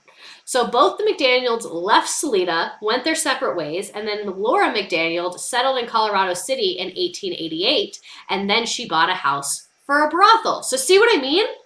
It's always women who are getting fucked over by men. repeatedly. And then here we are. I just know I'm going to be mad at my boyfriend after this, even though he didn't do anything wrong. Tom really said I'm not leaving any loose strings. So anyway, she now referred to herself as Miss Belle McDaniel. She bought a house for a brothel on Washington Street and was visited by wealthy and well-known people. And apparently it was one of the most spectacular in town, with expensive furniture, chandeliers, and a ballroom. She employed a cook, a bartender, and other servants. In 1889, her faro dealer, I think that's a card game, was Bob Ford, who killed Jesse James. I don't know who these people are. Apparently they are very much like famous in the Wild West culture. I don't know. I really don't know. Girl, plug us in. I don't know how to Twitch. So I can plug you in, but then you won't be able to see me because it can't. Right now it's leaning up against something. So I guess I'll just wait till it's a little lower and then I'll plug you in. I always heard about that, but didn't know if it was a rumor. I really don't know. I don't know anything. How do you not know who Jesse James is? Because I don't know anything. So there were tunnels that went under Colorado Avenue directly to her house so that customers would not be seen entering the brothel. And she charged $250 for a working girl. She charged $250 for one of her girls at a time when women made $2 a day working as a laundress. And I can't remember if I already said this, but the customary money breakdown is whatever the price is, the brothel gets half and the girl gets half plus tips. So making $125 working in a brothel compared to making $2 working as a laundress,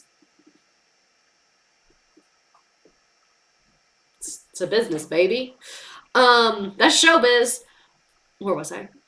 Okay, people had a significant role in her life, included Charles Tutt Sr., a real estate and mining magnate, Minnie Smith, a female gambler, and John O'Brien, who was a hack driver and brakeman for the railway. Aside from dealing with the challenges of running the brothel, like suicidal employees, unruly customers, and managing competition, she also had to manage law enforcement issues. Citizens began to become involved in warning and beating prostitutes and burning down brothels. So in 1903, she was arrested for prostitution and was indicted for running a house of ill repute, and she paid a bond of $500. This is an example of what I was talking about, where they're paying the government. She also paid monthly fines for running her business. Her houses were burned down, but she always rebuilt. Her nicest house, called the Mansion, was a brick building that cost more than $10,000 to construct. Today, that'd be $325,000. In late 1917, she was arrested for stealing 34 bottles of liquor from Charles Baldwin, a wealthy resident outside of Colorado Springs.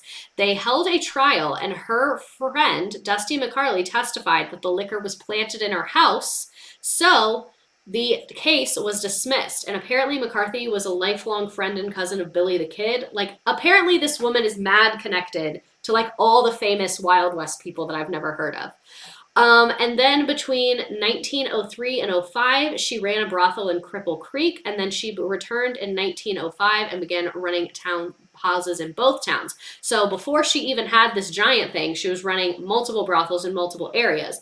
But back to her case of stealing liquor that she didn't actually fucking steal. So on January 25th in 1918, the day after the McDaniel case was closed, she was in a car accident on the road to Denver and died a few months later. But the fucking interesting thing is that who discovered the car accident? The police. The day after her trial, she mysteriously gets in a car accident and the police are the first one on the scenes. They killed her. They tried to put her in jail and they couldn't, so they killed her. You cannot change my mind that they killed this woman. Where was I? So her niece, Laura Pearson, was also killed, and Dusty McCarthy was injured in the crash. McDaniel and Pearson were buried next to each other, and it was later determined that the car crash with the deputy attorney and it was later determined that there was a car crash with the deputy attorney and two other men following close behind McDaniel's car, but since McCarthy was blind, there was not enough evidence for prosecution. Not prostitution. There's always enough evidence for prostitution. Ha ha ha ha ha. But anyway, just terrible that these police were following her and then they're like, oh, she got in a car accident. They ran her off the road. I absolutely believe that. Her daughter inherited her estate, which was the equivalent of $291,000 in today's money. She inherited it in 1918, but the 2022 is for money scale. But yeah, they killed her, and I'm pissed about it. And I also realized that almost every single one of these women's stories includes a man fucking them over emotionally and or financially. There's women that got into prostitution because a man fucked them over financially and they had no choice. And then there's women that were successful in prostitution, so then men fucked them over and started using their money for gambling and drinking. Like, men. A car, what time period is this? They said it was 1918, so it might have been like a little, not a car like what we think of, like a little street car. I don't know. So moving on to Mary Ellen Pleasant. She was a madam, but I do not believe she was ever a prostitute herself, and she did a lot of different businesses. She was born in 1814, and she was a 19th century entrepreneur, financer, and real estate magnate and abolitionist, meaning that she wanted to end slavery. She identified herself as a capitalist by profession in the 1890 census. Her aim was to earn as much money as possible to help as many people as she could. With her riches, she was able to provide transportation, housing, and food for survival. She trained people on how to stay safe, succeed, carry themselves, and more.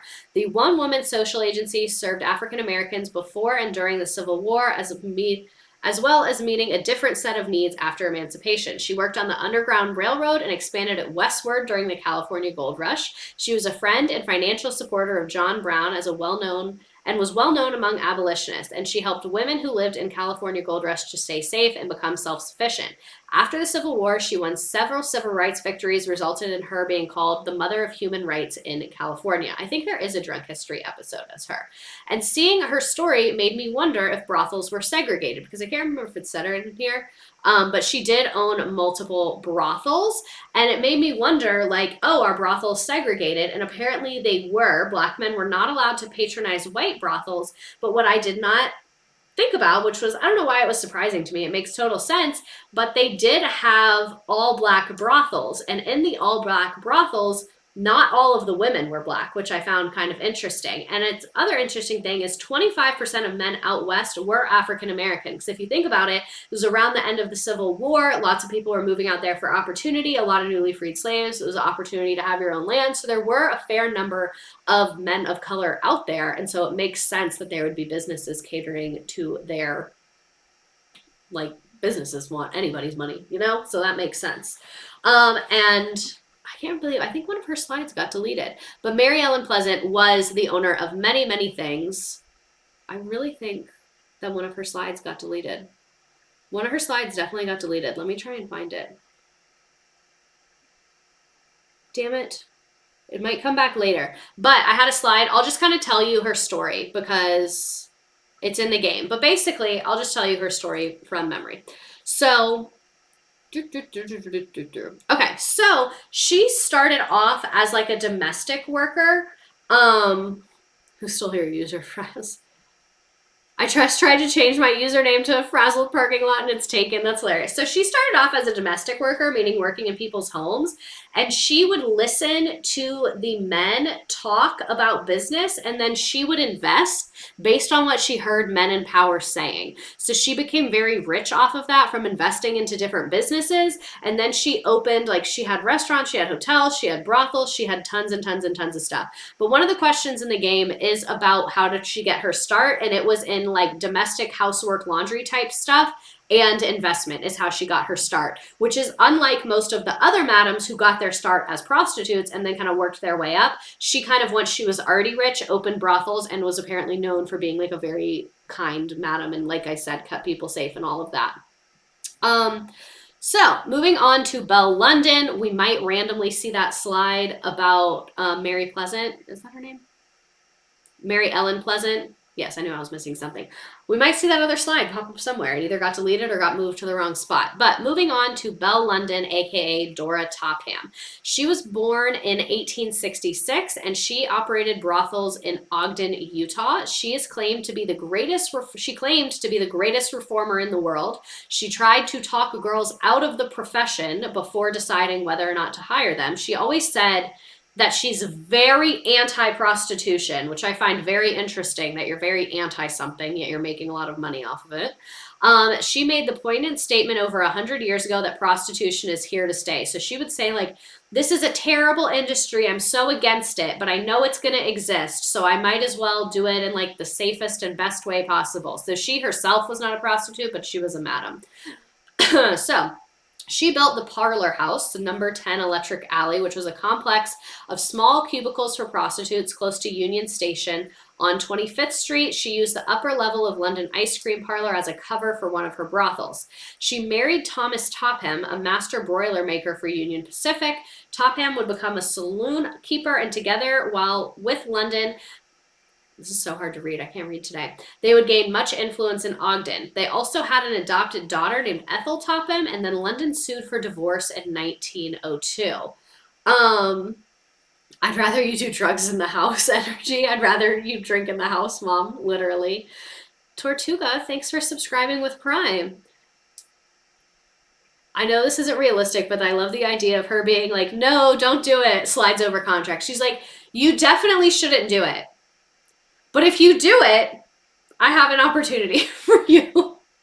So in 1908, she was hired by the Salt Lake City mayor, John Bransfield, to oversee the move of illicit activities in the downtown red light district to a new purpose-built stockade outside the city center. So basically the mayor was like, hey, I heard you're really good at running a brothel, so would you maybe want to run like a government brothel for me in Salt Lake City? And apparently local police would call her and tell her when they were getting pressure to do a raid. So they would literally give her a time and date. They'd be like, hey, Queen, we'll be there at 10 a.m. on Thursday. So make sure that nothing weird's going on at 10 a.m. on Thursday. And she'd be like, cool, you got it. Because they're the ones that hired her. She operated the brothel there for a few years, but it was really difficult because the women didn't really want to work there, because a lot of women were in this industry because they wanted to own their time and they wanted to own their space. So working in a place that someone else owned where you're not making as much money, they're like, this is literally all of the bad parts and none of the good parts. Like, if they're like, I'm in this field because like I don't want to be in other fields, so like why would I take these same problems? My RA in college warning us about room checks. Oh my God. So the plan eventually failed and the stockade was closed in 1911. Dora was arrested and sentenced to 18 years in prison.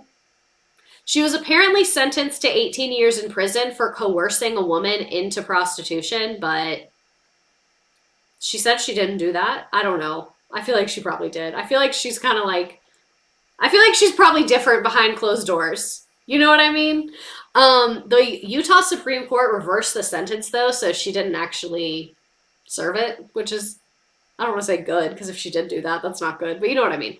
But police raids on 25th Street set out to eliminate prostitution, and she ended up leaving in around 1914. And again, Ogden, Salt Lake City, she was kind of back and forth. She worked in both. But then she moved to San Francisco and changed her name to Maxine Rose, and she continued to work in the sex business, and she purchased a hotel. She died in 1924 in San Francisco following injuries she sustained when she was crushed while attempting to untie a rope she was using to tow an automobile. Like, that feels like such a random way to die. I 100% Brigham Young, the literal leader of Mormons, visited brothels. Ken in the Barbie movie energy. Do you think they had people hit them up from high school and they said, hey girlie, I have a business opportunity for you? Stop. Not the MLM strategy. So this was the north entrance to the stockade. She kept her office in one-story building just to the left of these two. So I guess that's the one over here. A couple other photographs of, oh. What? Why does my slides get so out of order? But anyway, more on how this happened in Salt Lake City, because we think of Salt Lake City as very, very conservative. But in 1908, most of Salt Lake City's Block 64 in the emerging Greek town became the new red light district known as the Stockade. Prostitution was not new to Salt Lake City. An unofficially controlled form of prostitution was practiced since 1870. This is just what we said, where they were arrested, they paid a monthly fine, and then they let them out for another month.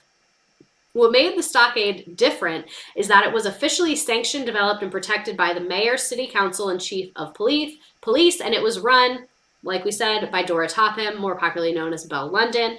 The chief of police first suggested formally regulating prostitution in his annual report of 1907. While the newspapers and anti-vice groups initially dismissed the idea, the mayor quietly started implementing the plan.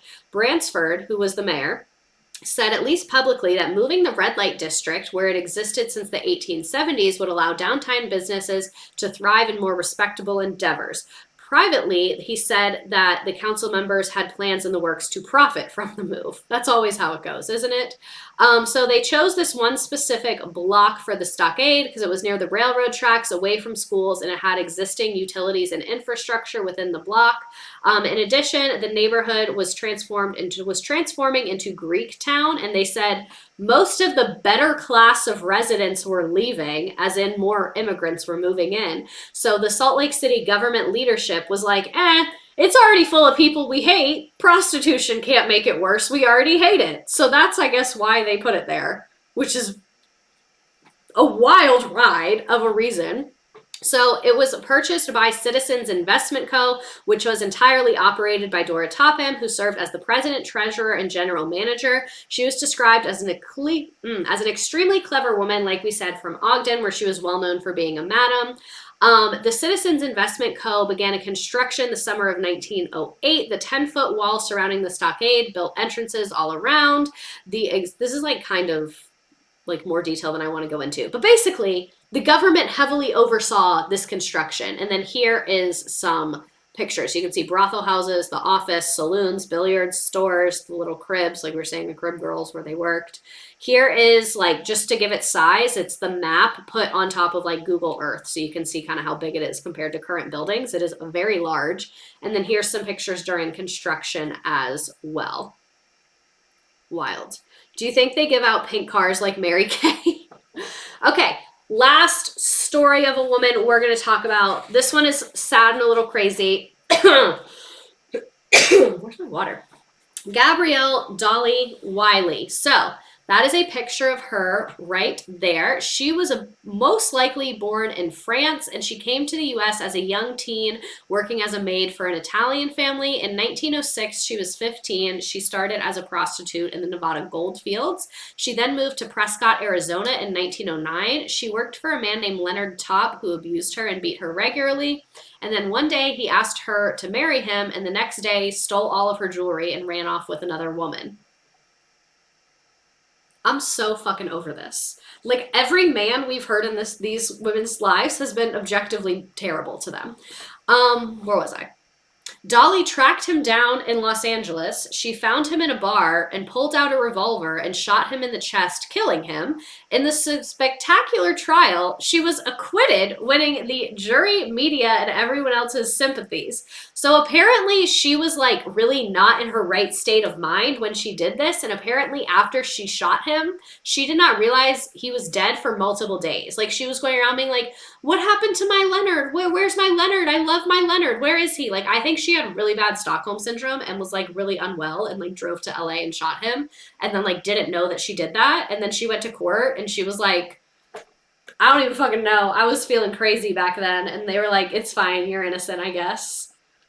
So like a Delulu slay, I get, like, long way around to get to the result that we needed, I guess.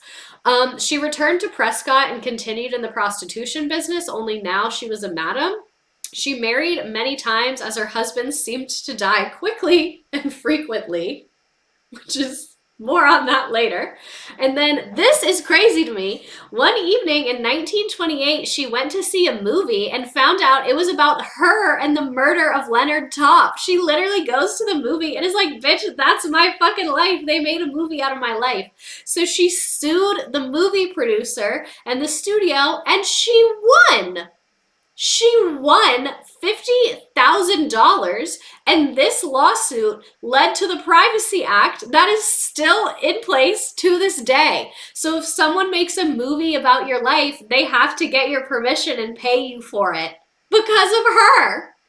Isn't that crazy? Very Black Mirror. I just watched that episode. Like, that's insane. Is this fucking play about us? Literally. This thing itches my forehead sometimes. I just thought that was wild. Apparently her hair was always dyed bright red and she dressed in the most elegant fashions and loved diamonds. She would be dripping in diamonds whenever she went out, and it's rumored she had the largest collection of diamonds in Arizona. She married for the last time in 1937. It was the husband George Wiley from Salome, Arizona. He had a number of tourist type businesses, and Dolly set up her business as well. George died a few years later of suicide by rat poisoning. Dolly's best friend, May Grisson, also died mysteriously at the same time, and May was in the hospital recovering from a minor accident, which involved both George and Dolly, and then she died mysteriously the day before she was supposed to be released after a visit from Dolly. So this woman had a lot of husbands die. Like a lot of them. Like a pretty significant number. Um, Dolly retired after George's death because he left her enough money for her to be comfortable, and she remained in Salome until her death in 1962 at the age of 72. 6 men connected in some way with Dolly were either shot, poisoned, or died under mysterious circumstances.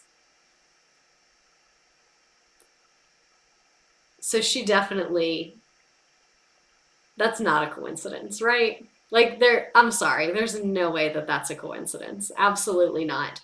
So why did this system of prostitution out west come to an end? Couple of reasons. One, it was never really legal. They just didn't really have legislation addressing it. So the first laws that came about were criminalizing the practice. Most cities tolerated red light districts, but in like 1910, they started having fears about white women being coerced into prostitution, which led to the white slavery scare of 1910, which like kind of resulted in a lot of people attacking brothels, burning them down, attacking the women, things like that. I'm going to go out on a limb here. This fear of white women being coerced in white slavery, I don't think that's what white men were afraid of. I think white men saw a few white women get a lot of political power. The women that owned the mayor, the women that like knew all the politics, that owned a ton of land and owned these large companies. I think that was what made the white men scared. Not so much them being like, we have to protect you. We don't want you to be forced into it. Because that had been happening forever and always, and you never cared. You know what I mean? So prostitution was made illegal in almost all states between 1910 and 15, largely due to first wave feminist influence of the Christian Temperance Union, which also was extremely influential with Prohibition. And when Prohibition happened, that was really bad for brothels, because when you're drunk, it's really fun. But when you're not drunk, you're kind of like, oh, I'm at a brothel. That's kind of icky. So it was really, really not good for the economy of brothels when Prohibition happened. In towns, this is also what I found interesting. In towns where prostitution was shut down and brothels were driven out, they saw an immediate uptick in sex crimes. So as soon as the brothel closed, they would see an immediate uptick in sex crimes, which, you know, interesting. Very, very interesting. So in 1908, the government also founded the Bureau of Investigation, which later became the FBI, to investigate that white slavery like we had been talking about, to discover if people have been kidnapped. Out of 1,106 prostitutes interviewed in one city, only 6 said they were victims of white slavery. But the White Slavery Traffic Act of 1910 prohibited this, and it banned the interstate transportation of women for immoral purposes, and primarily said its intent was to address prostitution and perceived immorality. And the Supreme Court later included consensual debauchery, adultery, and polygamy under immoral purposes. And then prior to World War I, they really, like we said, didn't have many laws. But then when World War I started, the government was pissed because the soldiers were drinking a lot and they were getting in fights with each other. They were like being violent towards prostitutes. And most importantly, they were getting lots of STDs, which was preventing them from being able to fight in the war. So the government created this thing called the American Plan, which authorized the military to arrest any woman within 5 miles of a military cantonment, a military base. Basically, they would arrest them And that was their whole job if they tested for STIs. So the government was essentially upset that soldiers were getting sick. So if found infected, a woman could be sentenced to a hospital or a farm colony until she was cured. By the end of it, they had 15,000 prostitutes who had been in prison, but they never actually got them medical help. So they would just arrest women if they were in 5 miles of the base, I guess test them for STIs, and if they were positive, they sent them to labor camps, which is super fucked up. Like, this is literally human trafficking. Like, right here, where you said you were trying to prevent human trafficking, okay, but then you did human trafficking, so that's not good. You can't just do human trafficking. That's not okay. One thing that I think is interesting, it's not directly related, but I think it's an interesting, like, kind of, I don't want to say coincidence, but I don't think it's 100% a coincidence, but I don't think it's a result, is that women had a lot of power and influence out west compared to women on the East Coast, especially in Wyoming. In 1869, Wyoming became the first territory to grant women the right to vote, and in 1870, it was home to the first female judicial officer, the first female bailiff, and the first female jurors. And in 1890, it was time for Wyoming to officially become a state, but women weren't allowed to vote in the U.S., so the government was like, hey, Wyoming, cut that shit out. But Wyoming refused to become a state if the women were not allowed to vote, saying, we will remain out of the Union 100 years rather than come in without the women. So I don't know, like, it's not like they were like, because we have prostitutes, we care about women. But I think, like, women having financial autonomy in some sense probably contributed to this. I can't stop coughing. So Wyoming's an accidental feminist icon, I guess, a Wyoming W. The Wyoming girlies on their way to go vote first thing in the morning after a night of work. Wyoming W. So although Wyoming was first to extend voting rights to women, Utah did several weeks later as well. And again, lots of the places we learned about were in Utah too. And the initial successes in Wyoming and Utah were followed by years of setbacks. Washington granted suffrage in 1883, but the Supreme Court revoked it in 87. Similarly, a federal law targeting polygamists disenfranchised Utah's women, also in 87. Hard-fought battles reversed that trend in the 1890s, and as Colorado and Utah and Idaho women gained access to the ballot box. But even though the western states expanded voting rights to women, a lot of them also adopted Southern-style Jim Crow laws, including literacy and English tests that were often used to disenfranchise immigrants and Latino women and Latino men as well. These policies were also deployed against indigenous communities. So a lot of the, like, they were passing things to vote, but then just how we've seen in other historic senses, like, they couldn't actually vote in practice a lot of the times. So the West produced the first woman elected to statewide office, Laura Eisenhuth of North Dakota, 1892, the first woman to serve in Congress, Jeanette Rankin of Montana, and the first woman governor, Nellie Taylor Rose of Wyoming in 1925. So in some ways, the West has led the way for women. In 2018, Nevada made history by electing the first majority female legislator in U.S. history, and California has sent more women to Congress than any other state, which also makes sense because they have a lot of Congress people. Anyway, update on Wyoming, though. Today, Wyoming state legislator is only 15.6% women, one of the lowest rates in the nation. So the pendulum swings as we go. So before we play the game and all of that fun stuff, I wanted to share my sources, lots of Wikipedia this week, some blogs, some Daily Mail, but most importantly, okay, this is going to sound crazy, but I found an essay by a high schooler and she did a fucking amazing job. Great job, Emma. Great, great job. So Emma participated and I think won the Portland State Young Historians Conference, and she wrote a piece called Women in the West, Prostitutes and Madams, and here's the link to it. It's literally so good. All of her sources were cited so well. It was so well written, and literally I was using it and I didn't realize it was written by a high schooler, and literally I was like, this is the best written piece of academic work. It's so easy to understand because I usually use college stuff written by like professors and it's so wordy and I have to like reword everything to make it like not terrible. But a lot of this, like some of the stuff about like the madams and all of that, like was literally copy and pasted from Emma because Emma did perfect. So I just wanted to really like give all the credit and all the respect to Emma. Congrats on being a young historian. You did a great job. I'm sure this is not your dream and not what you wanted me to use this for. I mean, maybe it is, but we love you.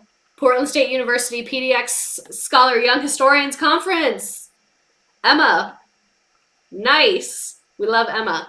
So, what do y'all want to learn next week? Because I finished the slides literally like 30 minutes before I started, and I don't have the brain capacity to think of something because my moving week, I'm just so tired of everything, always.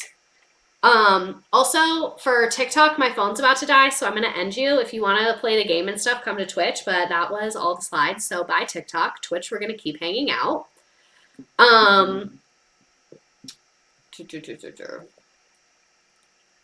History of pizza pockets. Not a bad idea. Not a bad idea. I'm going to let you all pop off with answers. Random women's history from letters. Chrisley. Chrisley's good, but I have too much going on. Chrisley's going to take so long. History of gay men and Real Housewives. Stop. That's kind of funny. Okay, here. Let me put my phone on silent and read through these.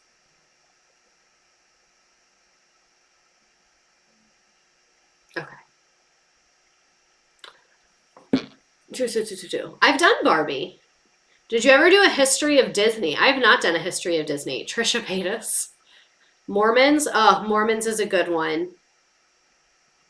Mary Cosby. So I have been wanting to do Mary Cosby from Real Housewives of Salt Lake City, but every time I put it in a poll, like no one votes for it. The Kennedys. I just like kind of don't care about them. Britney Spears. Timeline of Trisha Paytas. I like legitimately don't think I can do that. I was thinking about American Girl dolls. Chanel was a sex worker, but also a no-seeing. I know what you're trying to say. Marilyn Monroe. Marilyn Monroe could be a good one. What about Marilyn Monroe?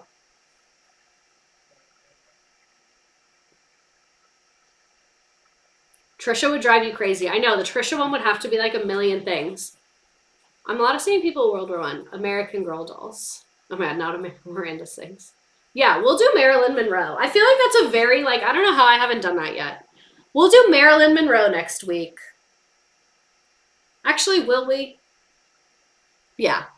We'll do Marilyn Monroe next week. I like that idea. All right, so next week is Marilyn Monroe week, but right now we are going to play our freaking trivia game. So let's pick, oh, is there a Western one? Of course there's not a Western one. Which thing do we want to do? I feel like Himalaya is the most similar to the West.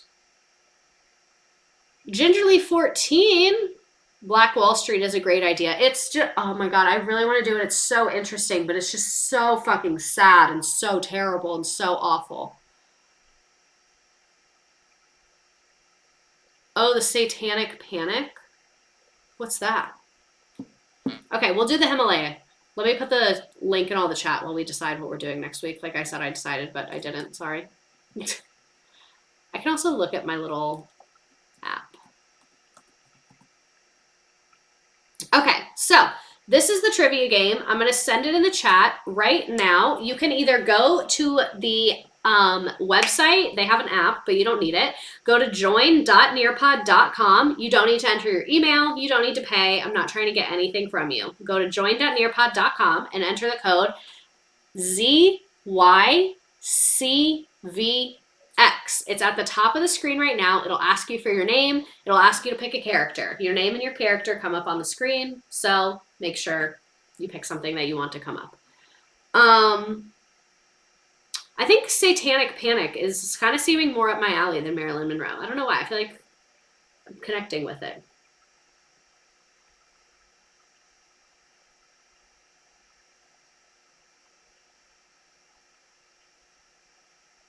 But also, I don't want the parents to come for me. Apparently, this is like a real thing. I don't know what to do. This is like kind of too heavy because it's talking about ritualistic abuse. And this is like a real conspiracy theory right now. Satanic Panic's long history and why it never ended. This is like too much of a problem right now. I don't think I'm like well equipped enough to handle this. We might have to go back to limit round. Sorry, I'm the worst. Oprah. Oprah would be a good one. I love Oprah. Oprah. How do we feel about Oprah? How do you guys feel about Oprah?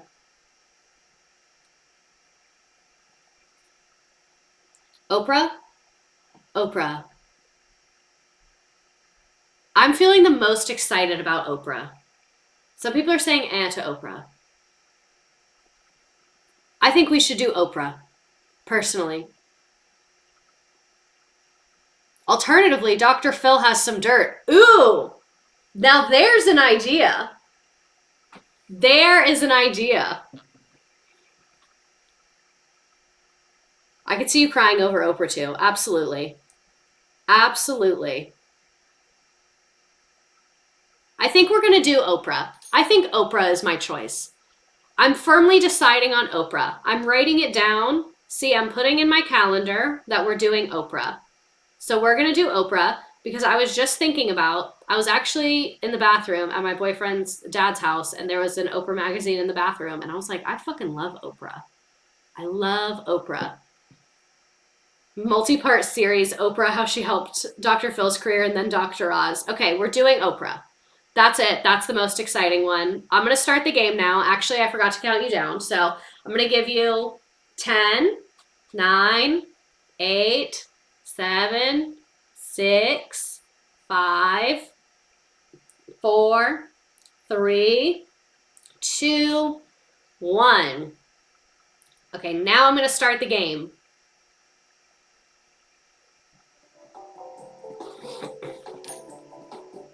What did we learn about this week?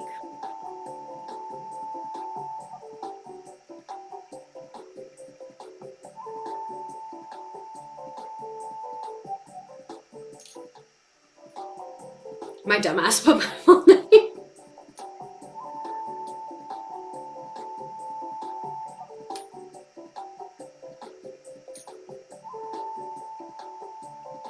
Oh, so funny. Sex workers in Florida. I wanted to make a distractor answer.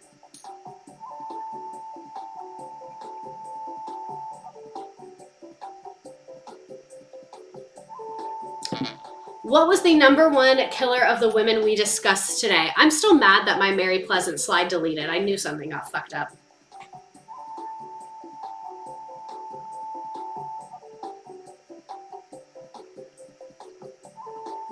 And thank you to everyone who's donated on Venmo. Thank you to everyone who has subscribed. If you enjoy my classes, that's a great way you can support this lovely endeavor, is to either donate to my computer fund to get me a computer that does not sound like it's about to take off into space every time I stream. Or if you want to subscribe, that is another awesome way. Or if you're broke and you just want to be here, that is an awesome way to support as well. I appreciate you.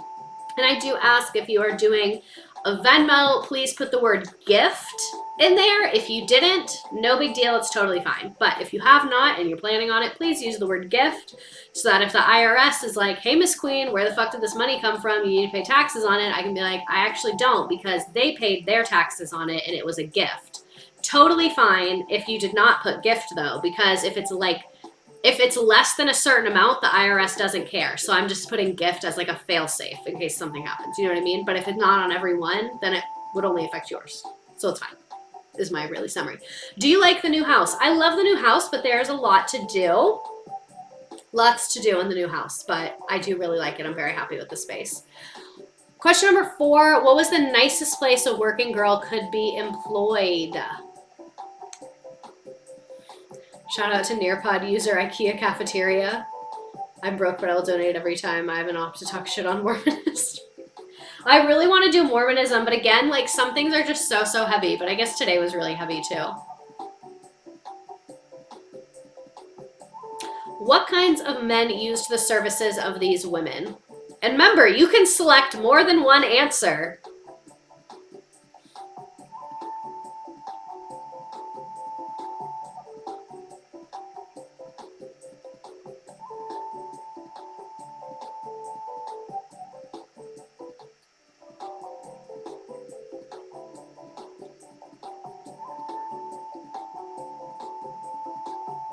Sorry, I just like zoned out for a second. That was not that good.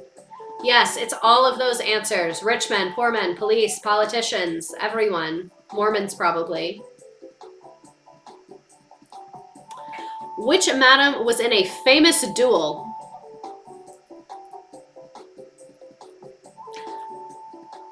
And all of these names are real, by the way.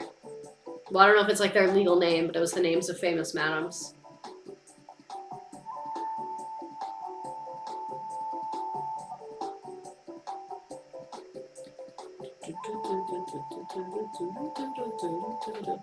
And thank you to everyone who's donating. I need to update my little graphic, but we're already at about $581. Yay! How did Laura Bell McDaniel die? Did the Peloton survive? Yes, it's right here. You can't see it. Oh, yeah, you can't see it. But it survived. I already did a ride. It worked. She's slaying. I feel like my light looks weird right now. It survived. I think it's like, I don't think I was being dramatic at all by wrapping it and taking the whole thing apart. I think that's exactly what it had to do to survive. I have no regrets at all.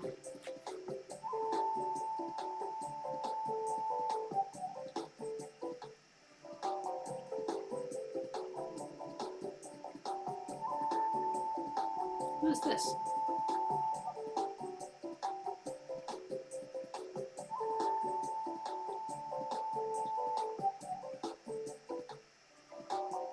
This is the one I really did y'all wrong because the slide got deleted.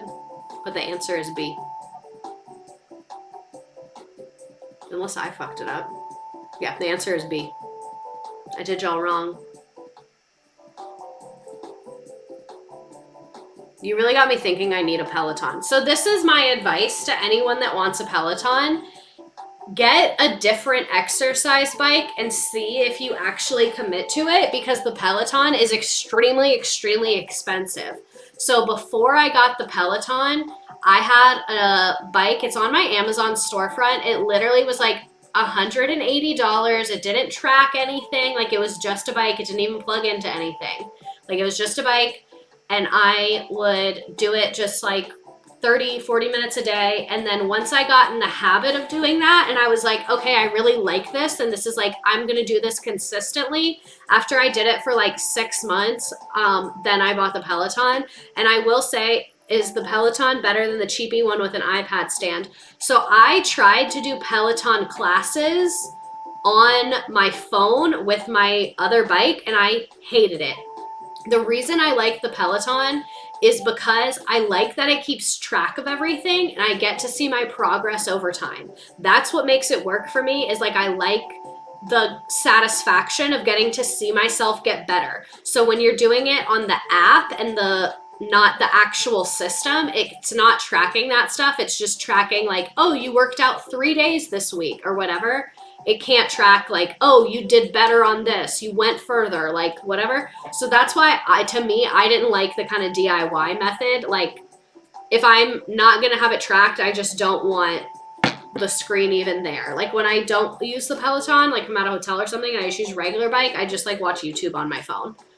So that's why it works for me, is like the data and being able to see. And I also like to see, let me mute this. I also like to see, I'll do the same ride multiple times and it'll be like, this is how much better you got, or like, this is your improvement, which is very satisfying. And you just can't get that without the bike. Okay, but very, very nice job on the game. We see Slay Worker Coin in first place, Madame Tussaud, Emily, a brothel parking lot, brothel Maddie, I blame Ronald Reagan, 7 dead husbands, Baja Blasted, procrastination hobby, Madam Redacted, trash sunsets, capitalist by profession, Kirsten, Steph, a redacted parking lot, and I will scroll through the rest. Nice job, nice job. We were frazzled. We were here for a while tonight, longer than I thought we would be. Next week, we will be learning about Oprah, about her career. I want to really especially talk about her career before she had the Oprah Winfrey Show, because she was a successful journalist before she had the Oprah Winfrey Show, and she also had a very, very rough childhood. So Oprah is very inspiring, and I love her, and I'm very excited to talk about Oprah. So thank you to whoever came up with that idea. I will give you a second to put your memes, your questions, your comments, whatever. Ender Snowman, thank you for using my emotes. I should update those. What gives people power, money, status when they make a movie about you and the Privacy Act gets passed? Stop. Us whenever a filthy man meets a tragic ending on the street. Oh, hilarious. One of my editing teachers in college worked for Oprah. We got stories. Oh my God. My cat's breaking into my casket after I died because they want wet food. Oh my God. I hate the way wet cat food smells. It bothers me so much. Hagrid likes motorbikes. Congratulations on graduating college in 4 weeks. I wish Nearpod tracked your scores over time. So apparently there is a way to do that, but you guys have to make an account and then like I have to grade your thing afterwards. It's like very complicated. So I'm assuming you guys don't want to do that. Guys, sexualize women. Women profit off the sexualization, guys. Wait, no, don't do that.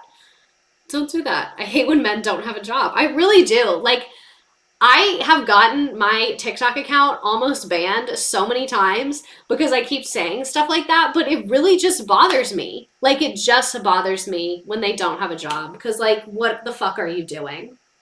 What are you doing? No, I don't have any pets. I'm really bad at keeping track of things, so I don't really want another being relying on me. I do like pets though. Like I like when I go to other people's houses and they have pets. That's nice. I just don't want one in mine because I know I'm going to be a bad owner.